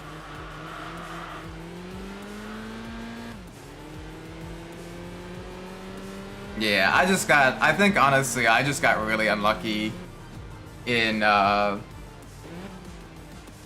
Okayama rounds. Like, I qualified on pole by a not, like, I was matching Scout's pace, and Scout is, you know, one of the fastest as well. But I think if we ever do the TCRs again, I'm switching to the Honda.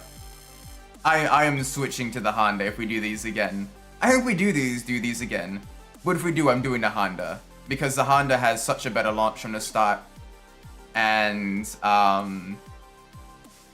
that'll really, you know, that'll allow, to be able to maintain pole position. Or, you know, the front row, if I can, you know, qualify there. So I did test it out a little bit. I did test it out during when iRacing had the test drive open and everything. And like, I was matching my times at Oschersleben and at Okayama in the Honda. So like, if I can do that with the better start, like, I think I would be really, really good. Like, I think I'd be a lot more competitive. Because right now, what's happening is the first race, I'm doing quite well in the first race because I'm able to qualify high enough to, even with the bad start, stay mostly out of the bullshit. Like, maybe I have one Honda or a Veloster.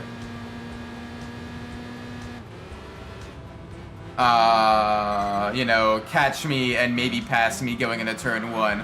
But like, I can manage that and still get a very solid, you know, very solid position. Like, I was second in the VTuber class, the first race at Okayama, and I was first in the VTuber class in Okayama. But then like the second and third races, I just absolutely get destroyed on the start.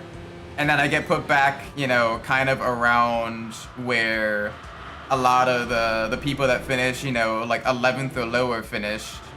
They're starting, and they're, you know, causing all kinds of issues and everything.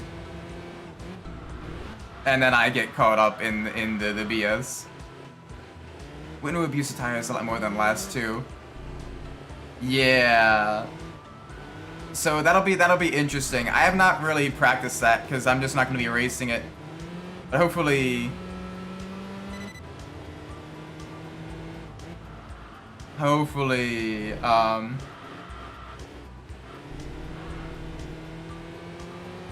you know, you guys are able to keep your tires in good shape and everything.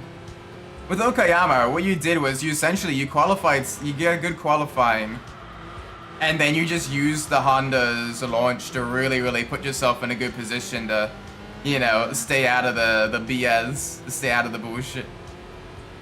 Welcome at attack. What the hell, man? We are not cutting any corners here. We are not cooking any horses. No siree. We are staying on track here. But yeah, I'm worried because the Hyundai is fragile over curbs. So yeah, I think we may have chosen the wrong car. Honda next season. Honda next season. Oh my gosh, that was scary. This thing does not like elevation change.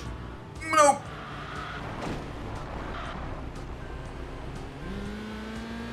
Stay out of the BS as I murdered D, Elijah, and Scott in the second race. Yeah, but like, okay, let me put it this way. You stay out of the BS that would negatively affect you in terms of on-track position. Like my second race, I got spun by Lift. Mostly my fault. And then... we don't talk about the third race. Third race, someone, basically didn't know how to use their mirrors, or apparently hear a car left and spun themselves across the track twice and managed to take out a good chunk of the grid. So, yeah. The stewards will have fun looking at that one, I'm sure.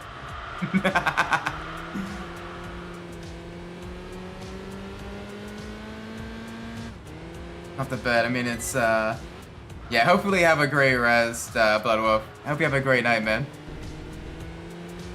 I mean, I'm getting 15 seconds for that one, so, round 2 is dead, but okay, come on.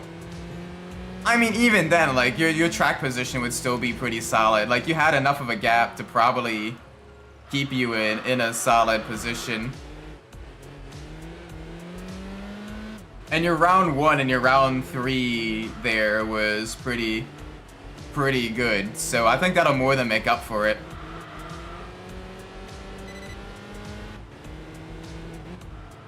It'll be interesting to see for sure.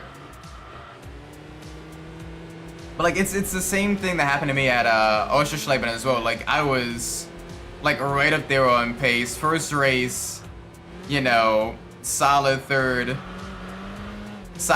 place, and then round 2, you know, I just got absolutely caught up with a bunch of people, and then I got spun by Jordan. And I had to basically drive round 2 and round 3 with steering damage. I'll let you know, maybe it'd be the US of Line Something event. Yeah, for sure. It's usually like around summertime, so let me know. It's definitely fun to do, because this year they're doing the historic stock cars as well. So that'll be really fun seeing them rumbling around Pittsburgh International. Speaking of which, they need to add that to iRacing. Like, it's fairly close to the headquarters. It's a good club level track that would be really good for things like your TCRs, your GT4s, you know, your Miatas, your Spec Racer Fords, all of that stuff. Like, would be genuinely good at Pittsburgh International. Like, that would be a good track to have. that would be a really fun track. It probably wouldn't be too expensive either to get and scan and everything. And I get quality time with her in Pittsburgh. Yeah, definitely. There's a lot of fun stuff to do in Pittsburgh. But anyway, you have a great night, alright, man? Hopefully you get some good rest. There we go, a little bit more power. This thing is genuinely terrifying.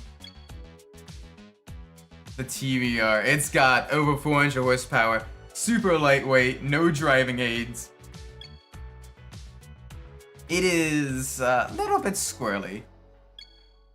Alright, we got a Japanese race here. Ooh.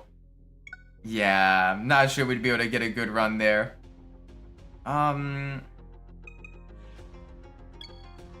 Screw it, we ball. We ball. We ball. Let's try it. Let's try it. It is Tsukuba. It's one of my better tracks. So hopefully I'm able to, you know, maintain a gap here. We got 2 Evos. We got the Jaguar up ahead. If I can at least finish in the points, I'll be happy.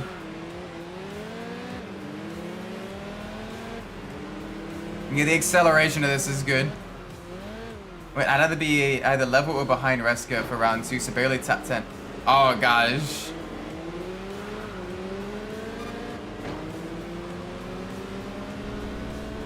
That's a rip, man.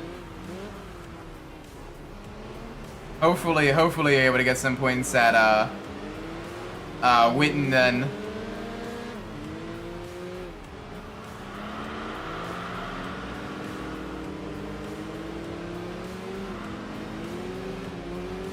Yeah, the new Jaguar is interesting to say the least. It looks like a rejected Cyberpunk 2077 car. Yeah, you still got well over 50 points. You should be good.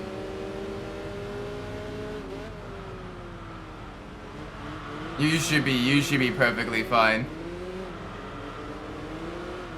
Alright, come on, I need one more position. Let's see if we can't have a battle with the Brits. The V12 versus the TVR. If I can get it to exit a corner without hanging the rear out, that'd be great.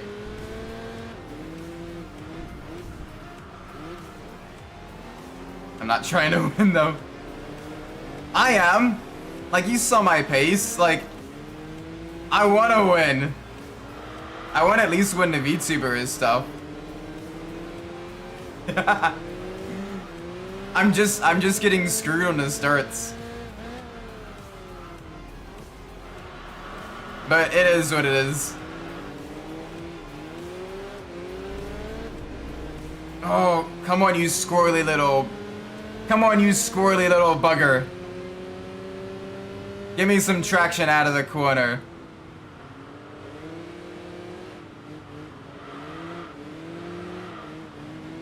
Give me a little bit of traction, please.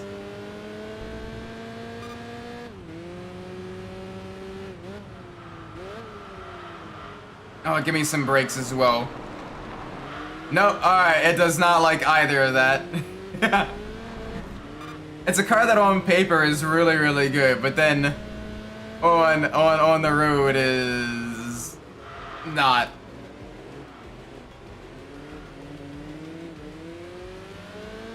Alright, let's see if I can't start making a comeback. Because right now, we may end up in last place. If I can't get this together.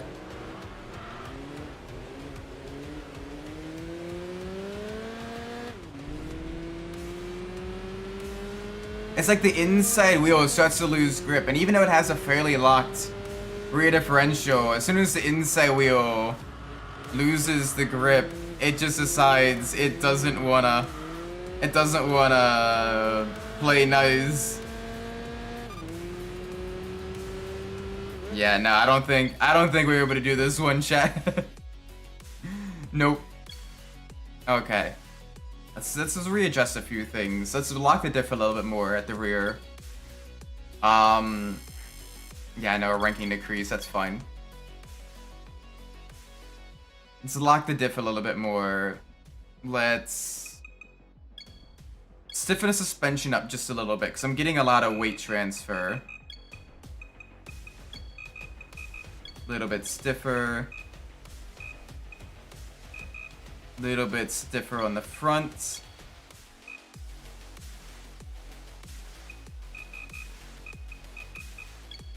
There we go. A little bit more towards top speed and a little bit more diff lock. This should help with throttle oversteer, I think. US Grand Prix. What are we up against? Oh yeah, we can actually win this one. Wait, I'd be behind DDM. Rip. I mean, I finished dead last in that one, so I just couldn't resave jointly, so I just had to wait until everyone went by. Because I was at such an awkward angle.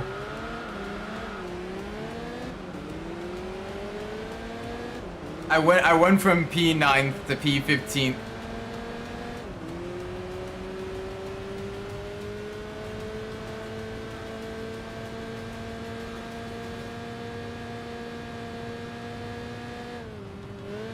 Alright, nice and easy through the corners.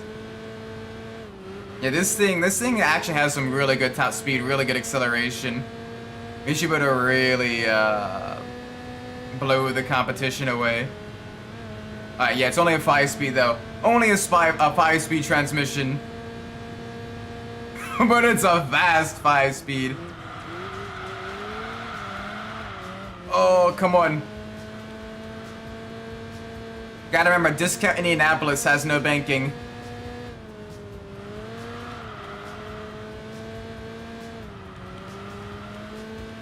Discount Indianapolis has no banking. Oh, last of VTubers are finished. Yeah. Well, either last in the second race as well, because I couldn't rejoin. So different last. Yeah. Oh well. I'll recover. I'll figure out a way.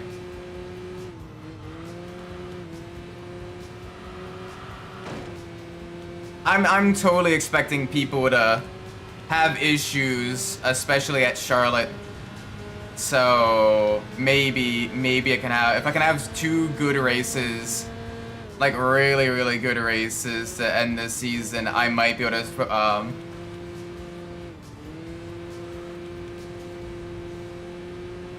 I may be able to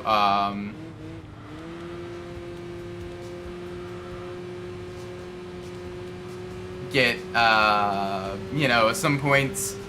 I at least want to finish on the podium in the points championship for that. I think that would be really nice. Oh yeah, no, don't worry. You gotta understand, I played a lot of Project Cars 2. I am very prepared for not kill shenaniganry. That's why, like, as long as I can stay out of the stupidity, unlike what I did at Okayama, I think I'll be okay. I know what the trouble spots are. I know who the trouble people are. Yeah. And, I just gotta be aggressive at the right time. If I need to move people out of the way, I will move people out of the way. If I need to bump draft 2 people going into the chicane so that they fight each other and take themselves out, so be it. They'll be the ones choosing not to back out. Trouble people. Yes, trouble people.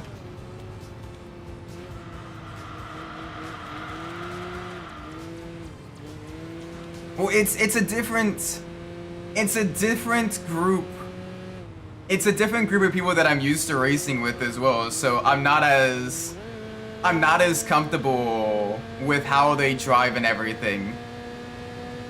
So, you know, like, for some people like that did both ACC and iRacing, like, they drive similarly in both. So you can expect, like, oh yeah, this person will go for crazy dives, or yeah, this person will back out and be kind of nice, or this person will be kind of a pain in the ass to get by.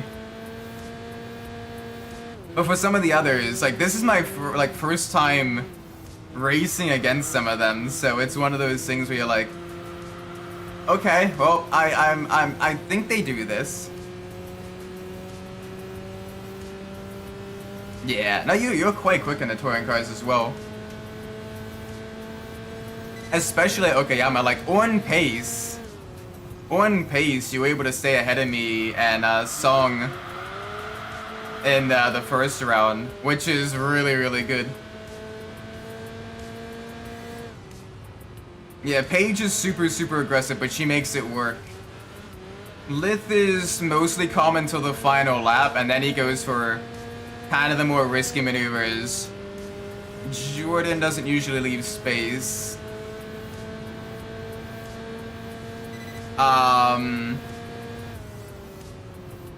You know, that type of stuff.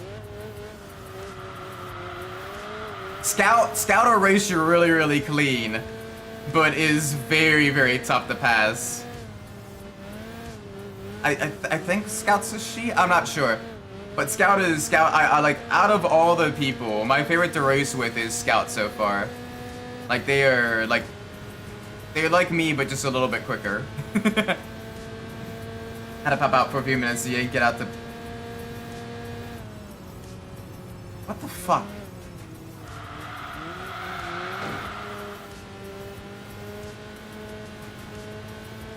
I did not need to know that. I mean, I could be playing the pass, but in that mirror watching. Yeah, no, I noticed that as well. And I was initially attempting to kind of, you know, put the pressure on maybe even bump draft you down the straight to like, you know, really make you a little bit scared. But,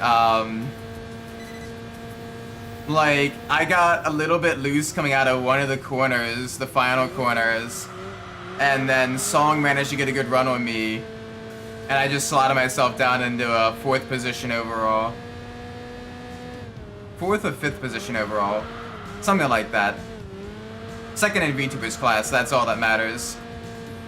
And, yeah, I wasn't able to get past Song, and I kind of burnt out my tires. So I'm like, okay, well, let's just hold position then. I basically kind of acted as the rear gunner for Song and making it so people don't try anything silly.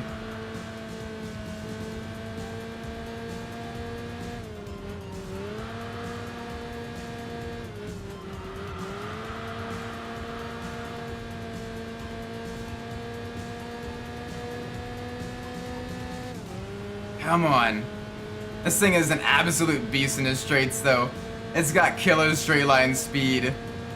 It sounds pretty good as well. It's only got a stage 1 engine upgrade. You can already hear the upgrades to the exhaust system. It's just like more in sprint races. No, same. Like most of my overtakes are through pit strategy. Like in TGT and V-Track, that's literally like how I end up on top a lot of times is, alright, I know when exactly to pit and how to make it work. Just because, again, I'm a lot more conservative when it comes to overtake attempts. Because the risk versus the reward, it's like, alright, 1 position versus potentially, you know, ruining your race and someone else's race. Is it worth it? Can you put pressure on them to maybe make them make a mistake? Can you undercut them instead?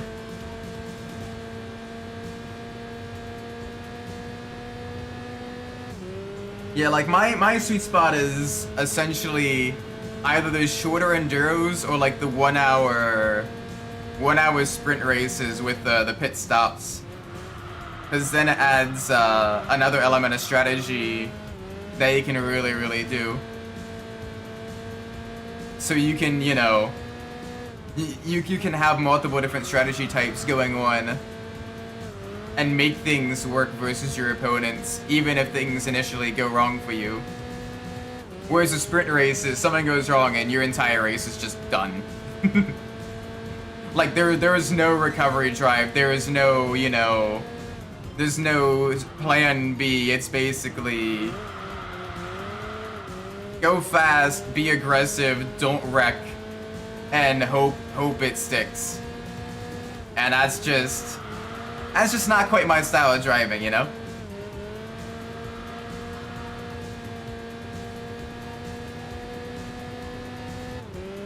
No multi-21. Nah, not necessarily that stuff. I don't like team orders, per se. Like, let teammates battle, for the most part, unless it's like, you know, like, you know, like really close in a driver's championship, then maybe. But even then, like, you know, it's, you want to put on a good show. You don't want to have the, you don't want to just, you know, like make an easy overtake. I think I've only done team orders once in my entire time doing sim racing. Nope, twice. It was twice.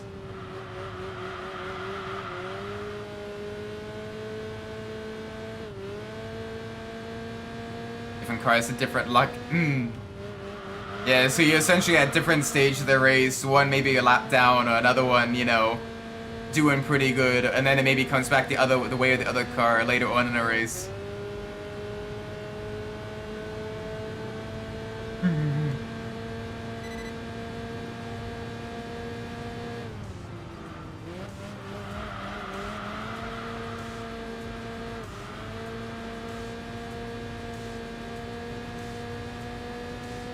Alright, one last corner. I don't think we'll be able to lap the back markers, but we can try. Ooh! Scary. Scary.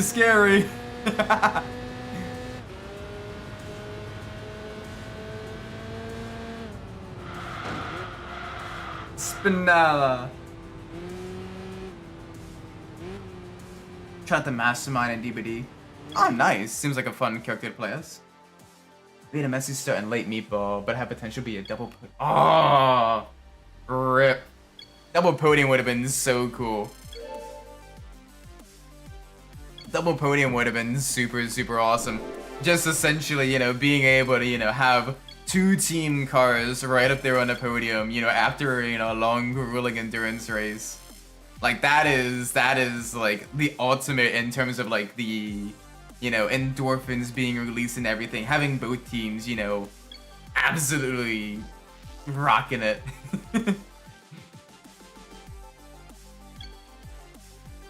What is Rivals of Aether? I'm not familiar with that one. 4 team cars overall, 2 apiece and 2. Jeez. So y'all running very, very deep in terms of the grid and everything. Right now, we're still trying to decide if we're gonna be running 1 car or 2 car for a D24 for the Technoburst peeps. Honestly, depending on how things go, I'm kind of leaning more towards 1 car, but it is what it is. Yeah, it would have been absolute nut. Just really, really enjoyable, you know, being able to, you know, have everyone, you know, on podiums or in like really, really high positions.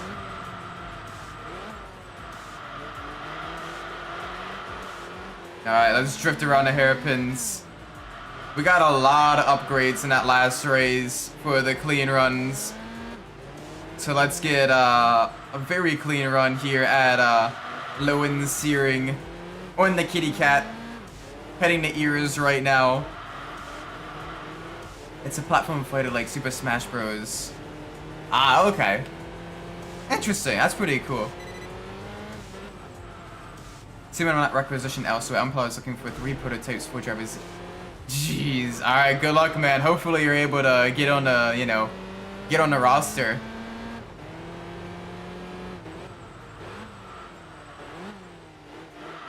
Shenanigans. I mean, this track is shaped like a kitty cat. Right now we are on the front paw, heading up essentially to the trap, the belly rub zone. Brake just at the end of the bridge. Get it rotated.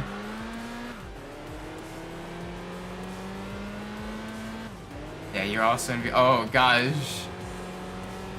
Now how is endurance racing in VR? Like, I'd imagine it gets very, very toasty. Like, that's gotta eventually get uncomfortable, right? Or maybe that's just me. The danger tum. Yep. The danger tummy. Now we're heading on to the tail. Hey, that was in VR. Yeah, make sure you have, make sure when you're not in VR, when you're not driving, you have that thing charged up. Cause I'm not sure what the battery life is, but I imagine that can be, a little bit spicy as well.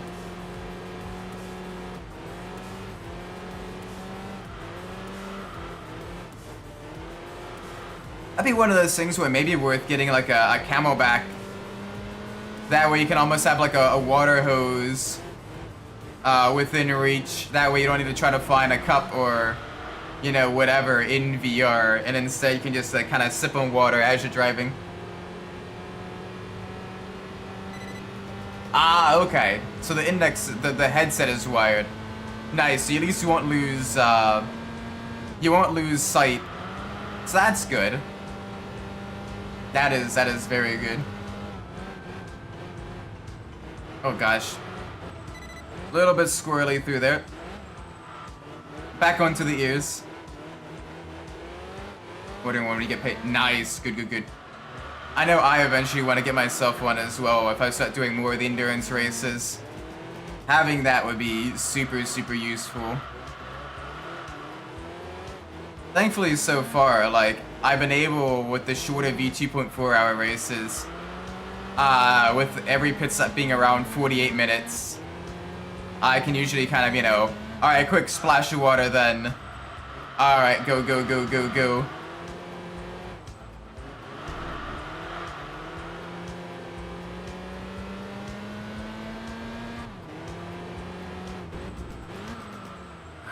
Down in the first gear. Let's go. Oh, a little bit scary. I usually do more than I'll do more than a double center push. That's still a little bit over 2 hours though. So that can be a little bit tough.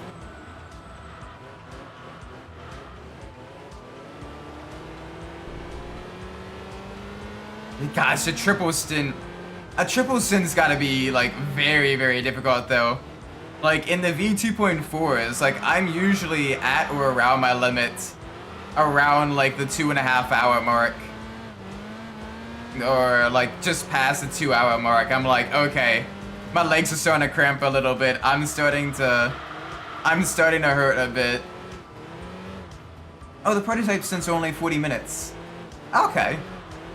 Yeah, I guess it's the GT cars where it's a longer stint. I've done a few full fuel runs already, and a couple of the cars in testing for the D24s, so I'm feeling pretty good. Like I'm in upper mid 46s right now, low 47s, depending on track conditions. Oh, come on, Mazda. Bugger off, man.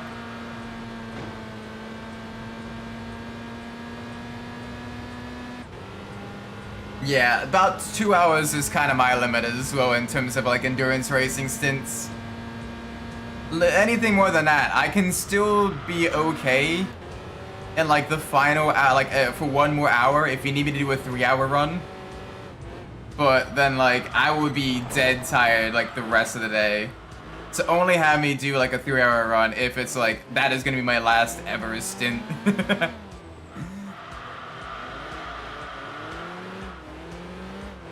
Because you saw as well like the post I made after the M2 Enduro at Zenvuit. Like that one, for those of you unaware, that one, like the final 30 minutes were in heavy rain as well. Like it was very, very tough. And it's, you know, a track that you don't really get a whole lot of brakes on. Like you are, you know, usually like constantly turning, constantly going through twisty bits. And you have GT3s all swarming around you as well. It was some of the most fun I've ever had in ACC. But on the other hand, holy cow. That was genuinely, like, I got done. I got a drink of water. I think I finally ate some food. Because I didn't have lunch yet.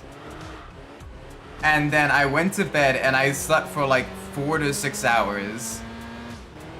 And then I woke up not even knowing what day or year it was. Except for the fact that I had my cat just in a loaf on top of me, just happily purring. And I'm like, okay. I feel good, but now I also feel kind of horrible because my body just hurts. My body was not Reggie.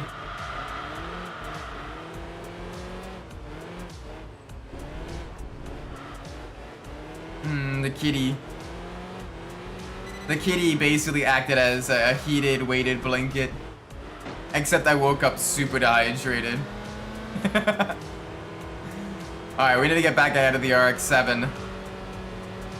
2 front-engine sports coupes duking it out on the low-end steering track.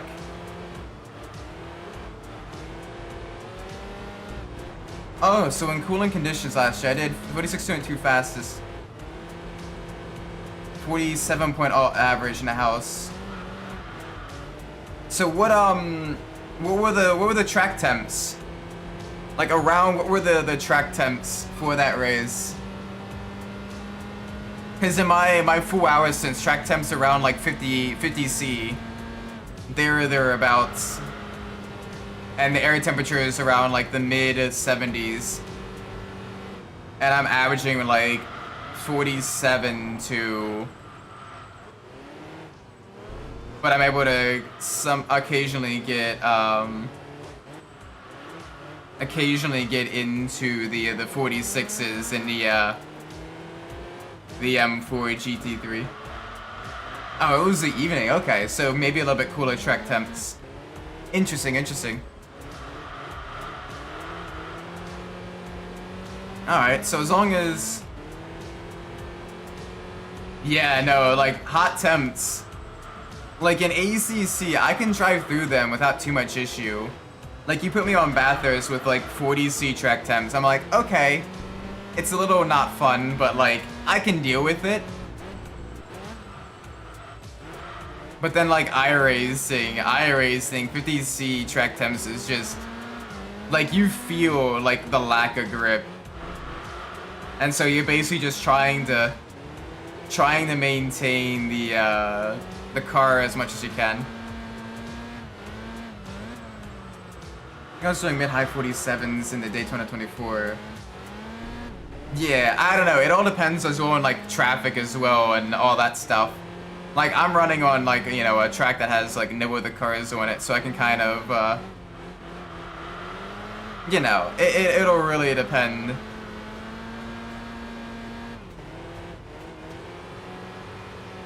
Also, Kohai, since you've done a couple of the 24-hour endurance races, on average, how many X do you want to try to aim for, or aim to be under per stint?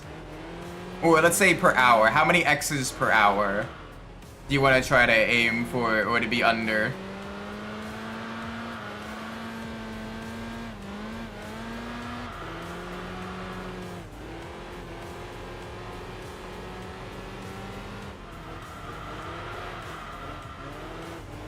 Yes.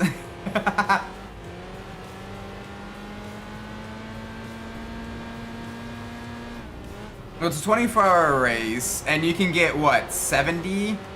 How many X's can you get before you get, like, a drive-through? It's either 70 or 100, right?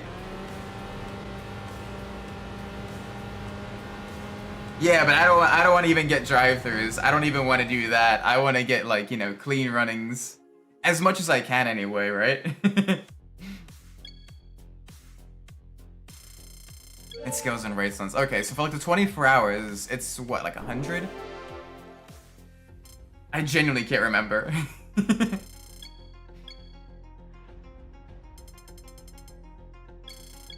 Alright, ranking's been maintained. Just accept the possibility it might happen. Yeah, but like, in order to kind of set a goal and everything, like, I did an hour...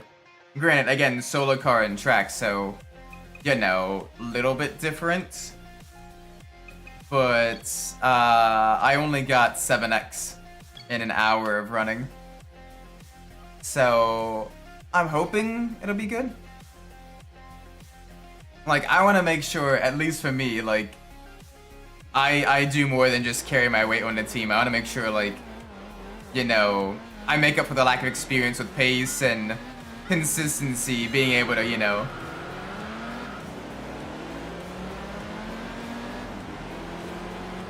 Yeah. Keep it clean, keep it out of the rubbish. But I want to make sure, you know, I'm fairly competitive as well. Like, obviously, the aggression will be toned down to, like, bare minimum. But, like, I want to still be, you know, on pace if I can.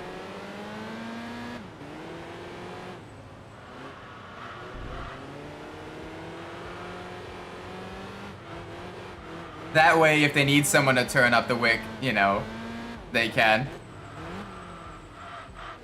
Just keep quite alive. Yeah.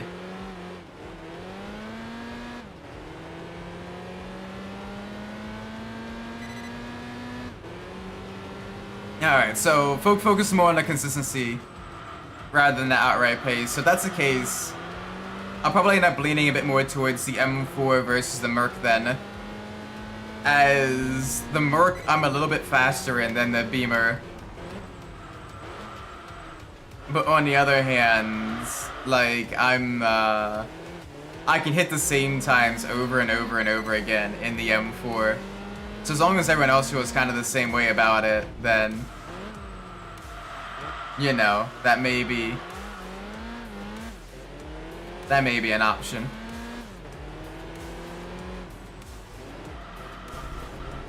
Alright, come on. Yeah, the M4 feels good. The McLaren feels... The McLaren of all cars feels really good as well. A car that I absolutely detest in ACC. Like, that may become one of the GT3s I use somewhat frequently for things like... If there's more like flat tracks and high-speed tracks and everything. Using the McLaren for like those races. So, you know, like your Mugellos, or your, you know, your... Gosh, this thing has no brakes. Or your, like, your Silverstones, or like your Red Bull rings, maybe. You want the set to be trustworthy when it's dead of nights and you have to sleep behind the wheel. Yep. So then for me, granted I haven't tested the Acura yet. I'm gonna be testing Acura after the stream tonight.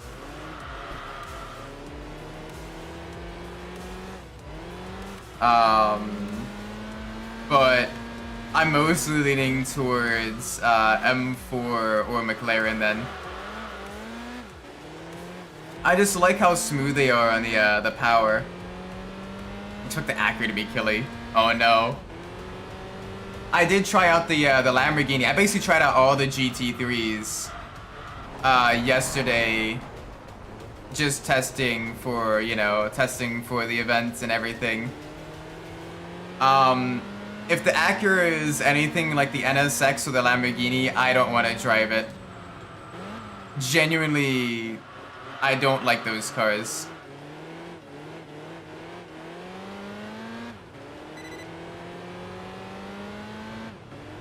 Yeah, I know Greg also said that he has some Day 24 Bimmer sets. So eventually we're gonna have to practice those. Love the Lambo. No. I don't. It's one of those ones where you try to trail brake and it's like, and then you start to come off of the brake more and more. And then it's like, alright, I'm spinning now. Like, I do not like that car one bit. The Acura is even worse. The electronics, not the Acura, the Audi. The electronics in the Audi feel genuinely terrible. Like, it's a 2023 Audi, and it's like, it feels like it has the traction control from like the writer in ACC. Like, it's like, oh, you're in mid-corner and getting on the throttle? Alright, well, the traction control is going to activate, then deactivate, then activate again. And you're like, really? Can you not?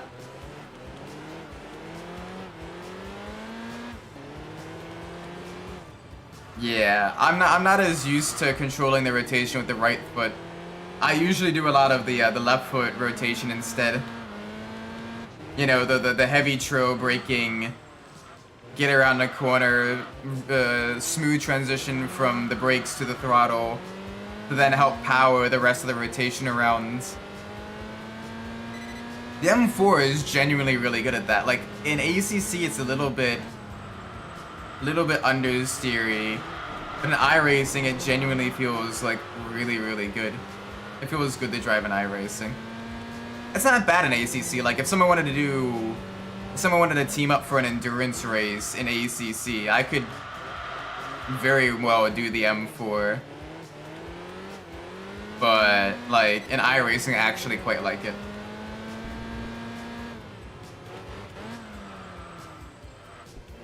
Yeah, like, I'm able to drive the Merc fairly well. And the Merc is also NA. Same with the Mustang. It's just the Audi and the Lambo, for some reason, they just feel... It's like the traction control in both of those is just very broken. It's like, you can feel the traction control activating. You begin to kind of lean on it a little bit. And then all of a sudden traction control is like, alright, bet, I'ma head out. And this is on like 6 TC as well. Like, it's not even on like a low TC. It's on like 6 TC and the car is still, you know, like that.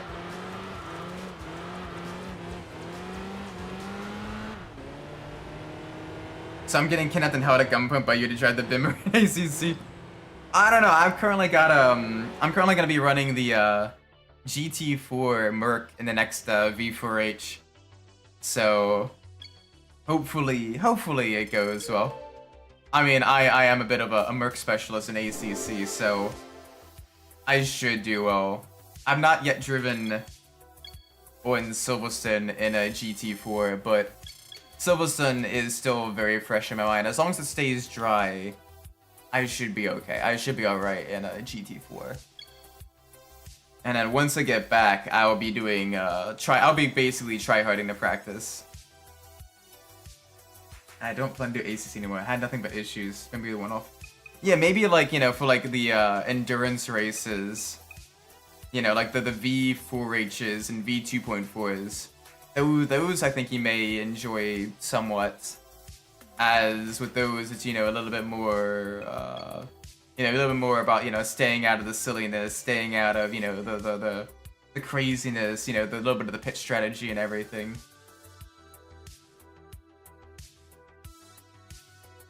Though I do say, if we do more iRacing for a track, I hope we do more of the VTCR.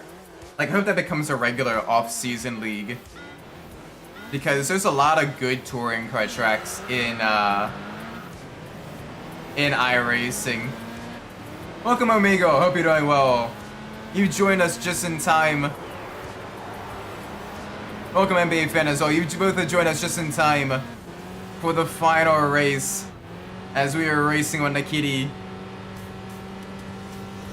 We are racing on the low-end searing circuit in the TVR. Little bit sideways. The car is in typical TVR fashion, a murderous little machine. But it is a fun little murderous machine, so it is all good.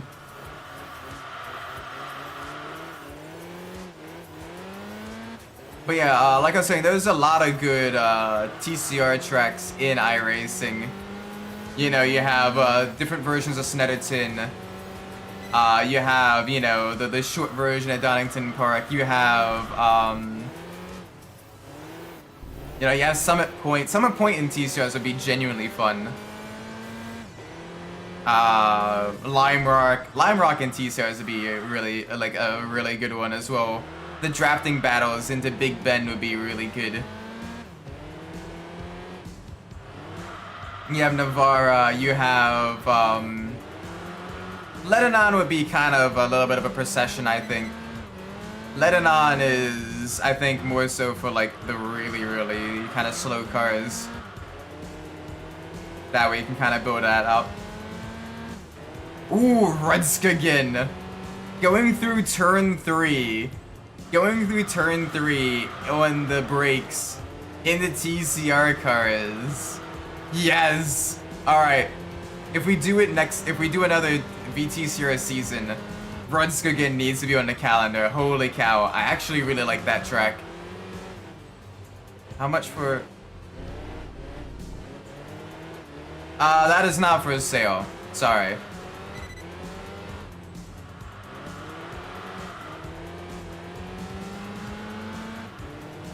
But yeah, like that Rudskagen would be a really good one for the touring cars.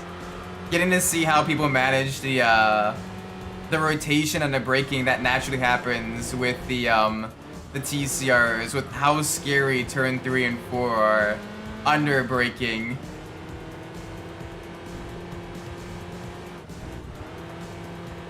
That'll be really, really fun doing the TCRs there.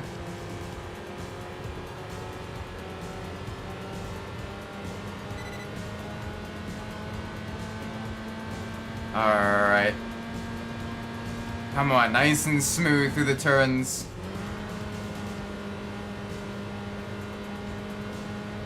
One more lap for the final race of the stream. Nice and easy through the turns. On to the kitty ears. Back to the right.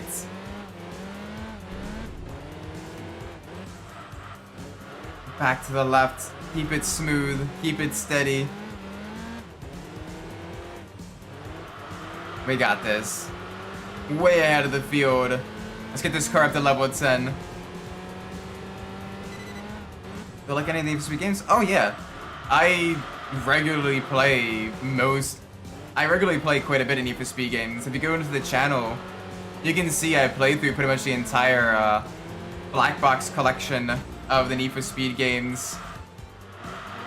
I usually try to have Saturdays as Need for Speed Day, but I'm gonna be away from home, a little bit away from home this weekend. Which one is my fave? That's a tough one. Maybe either Hot Pursuit 2, Underground 2, Most Wanted, or Carbon. One of those four, probably. Pro Street's up there as well. Like, pretty much most of the Black Box era games, I genuinely really like. High Stakes is up there as well. High Stakes is actually a lot of fun. Because you have some really good vehicle variety in High Stakes. And the cars and tracks began handling, you know, a lot better in that game compared to previous Need for Speed games where they were a little too slidey. So this is Enthusia Professional Racing. It is a simcade game released in 2005, exclusively for the PlayStation 2 by Konami, in order to rival the Gran Turismo games. It didn't sell too well. Oh! Okay, a little bit spicy there. It didn't sell too well, but it is genuinely fun to play. It has essentially a continuous career mode that allows you to just enjoy the cars as well.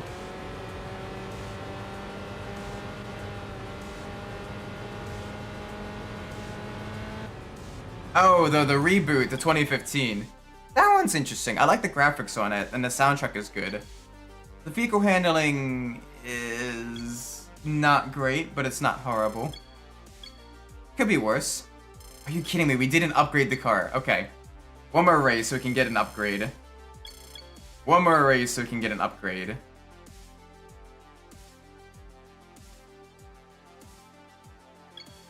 Alright, let's see.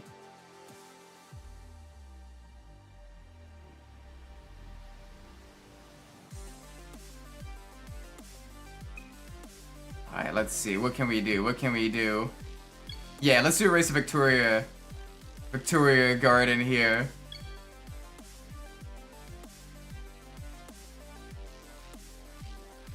Let's see. It's gonna be a very tight London circuit with a British car that's been nearly fully upgraded. Got a couple other British cars, a full field of British cars actually.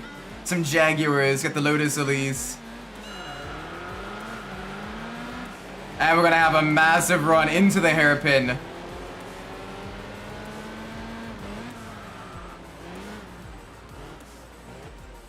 Yes. There we go.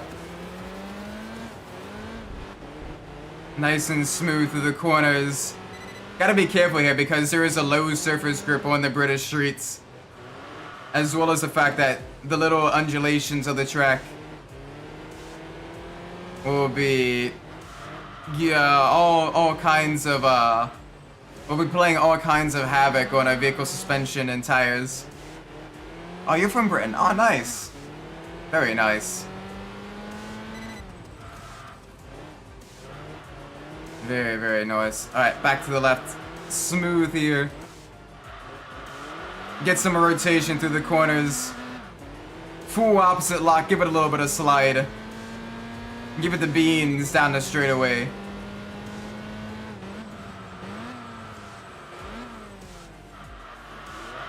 Another unwilling Brexiteer. Oh gosh. It's a British invasion in my chat.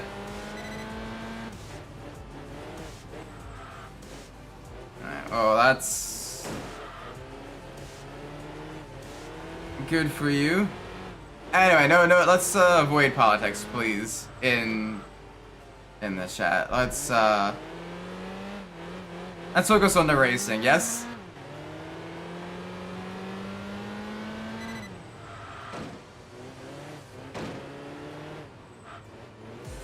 Alright, let's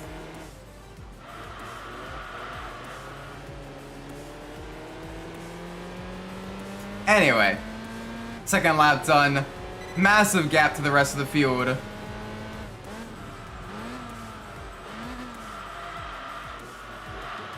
Yeah, it's not really funny, but you do you, man.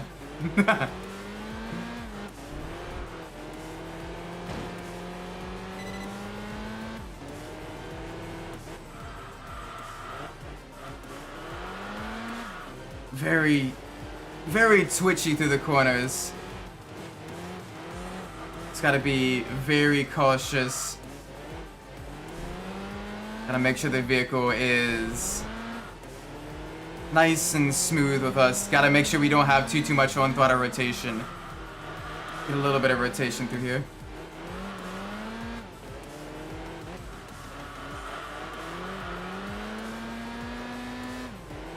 I don't know, I'm a big fan of motorsport in general. I'm not a big fan of stick and ball sports. More so, the racing. Racing is genuinely fun. Give me 4 wheels, give me 2 wheels, give me motors. That is fun.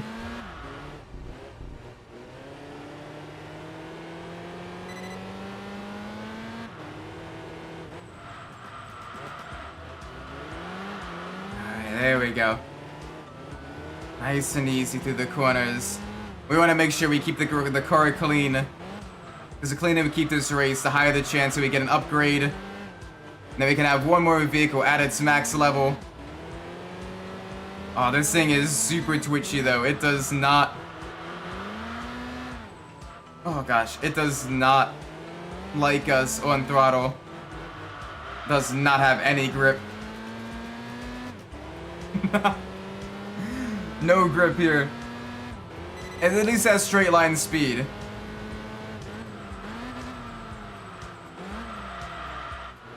It's only 2 shafts Isaac likes playing with. One is the gear shifter. And the other one is the half shafts of the transmission, right?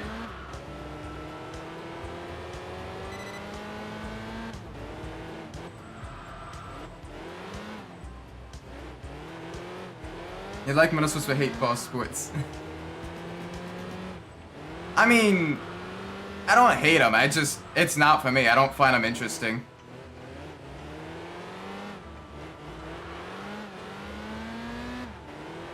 Alright, gotta be gentle. Only a couple more laps to go. Let's see if we can lap. We might be able to lap the rest of the field. We got 2 laps to go. And essentially the main straight is separating us from last place. Can we do it, chat? New goal. Lap the last place car before the race is over. Hard on the brakes. Get that rotation through the hairpin. Half shaft. I mean, I'm not the one playing with that one, but it is what it is.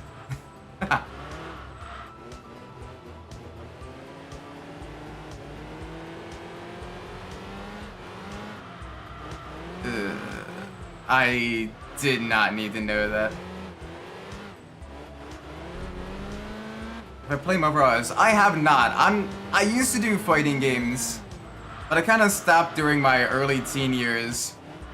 That's a combination of essentially the esports competition side of things was getting a little sweaty for me, and also I had kind of damaged my hands and wasn't really as competitive as I had been, so I just didn't. Not the biggest. I mean, I still enjoy watching people play fighting games, but I can't quite do fighting games nearly anymore.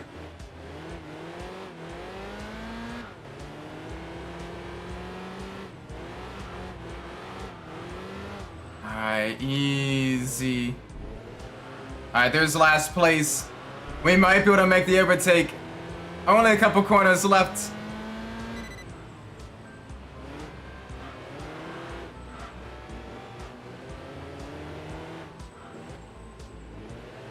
Come on. Oh, the Jaguar's got power, though. Can we make it stick? Yes, we can. Oh. There we go. Alright, if this doesn't get us leveled up, I don't know what will. Alright, let's keep it PG, please, guys.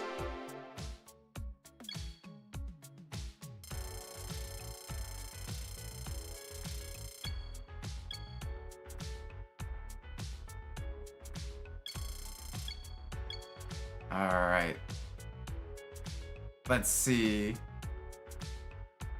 There we go. Level 10. Very nice. Alright, let's get the racing car.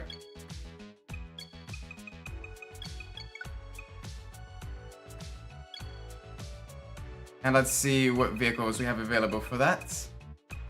Yes, the GT1. So this is what we will be driving the next time we play this game. Nice, very nice.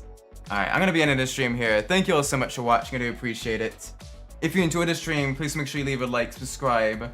Let me know what I'm doing well in the comments down below. If you didn't like the stream, please let me know what we're doing poorly so I can fix that in the future.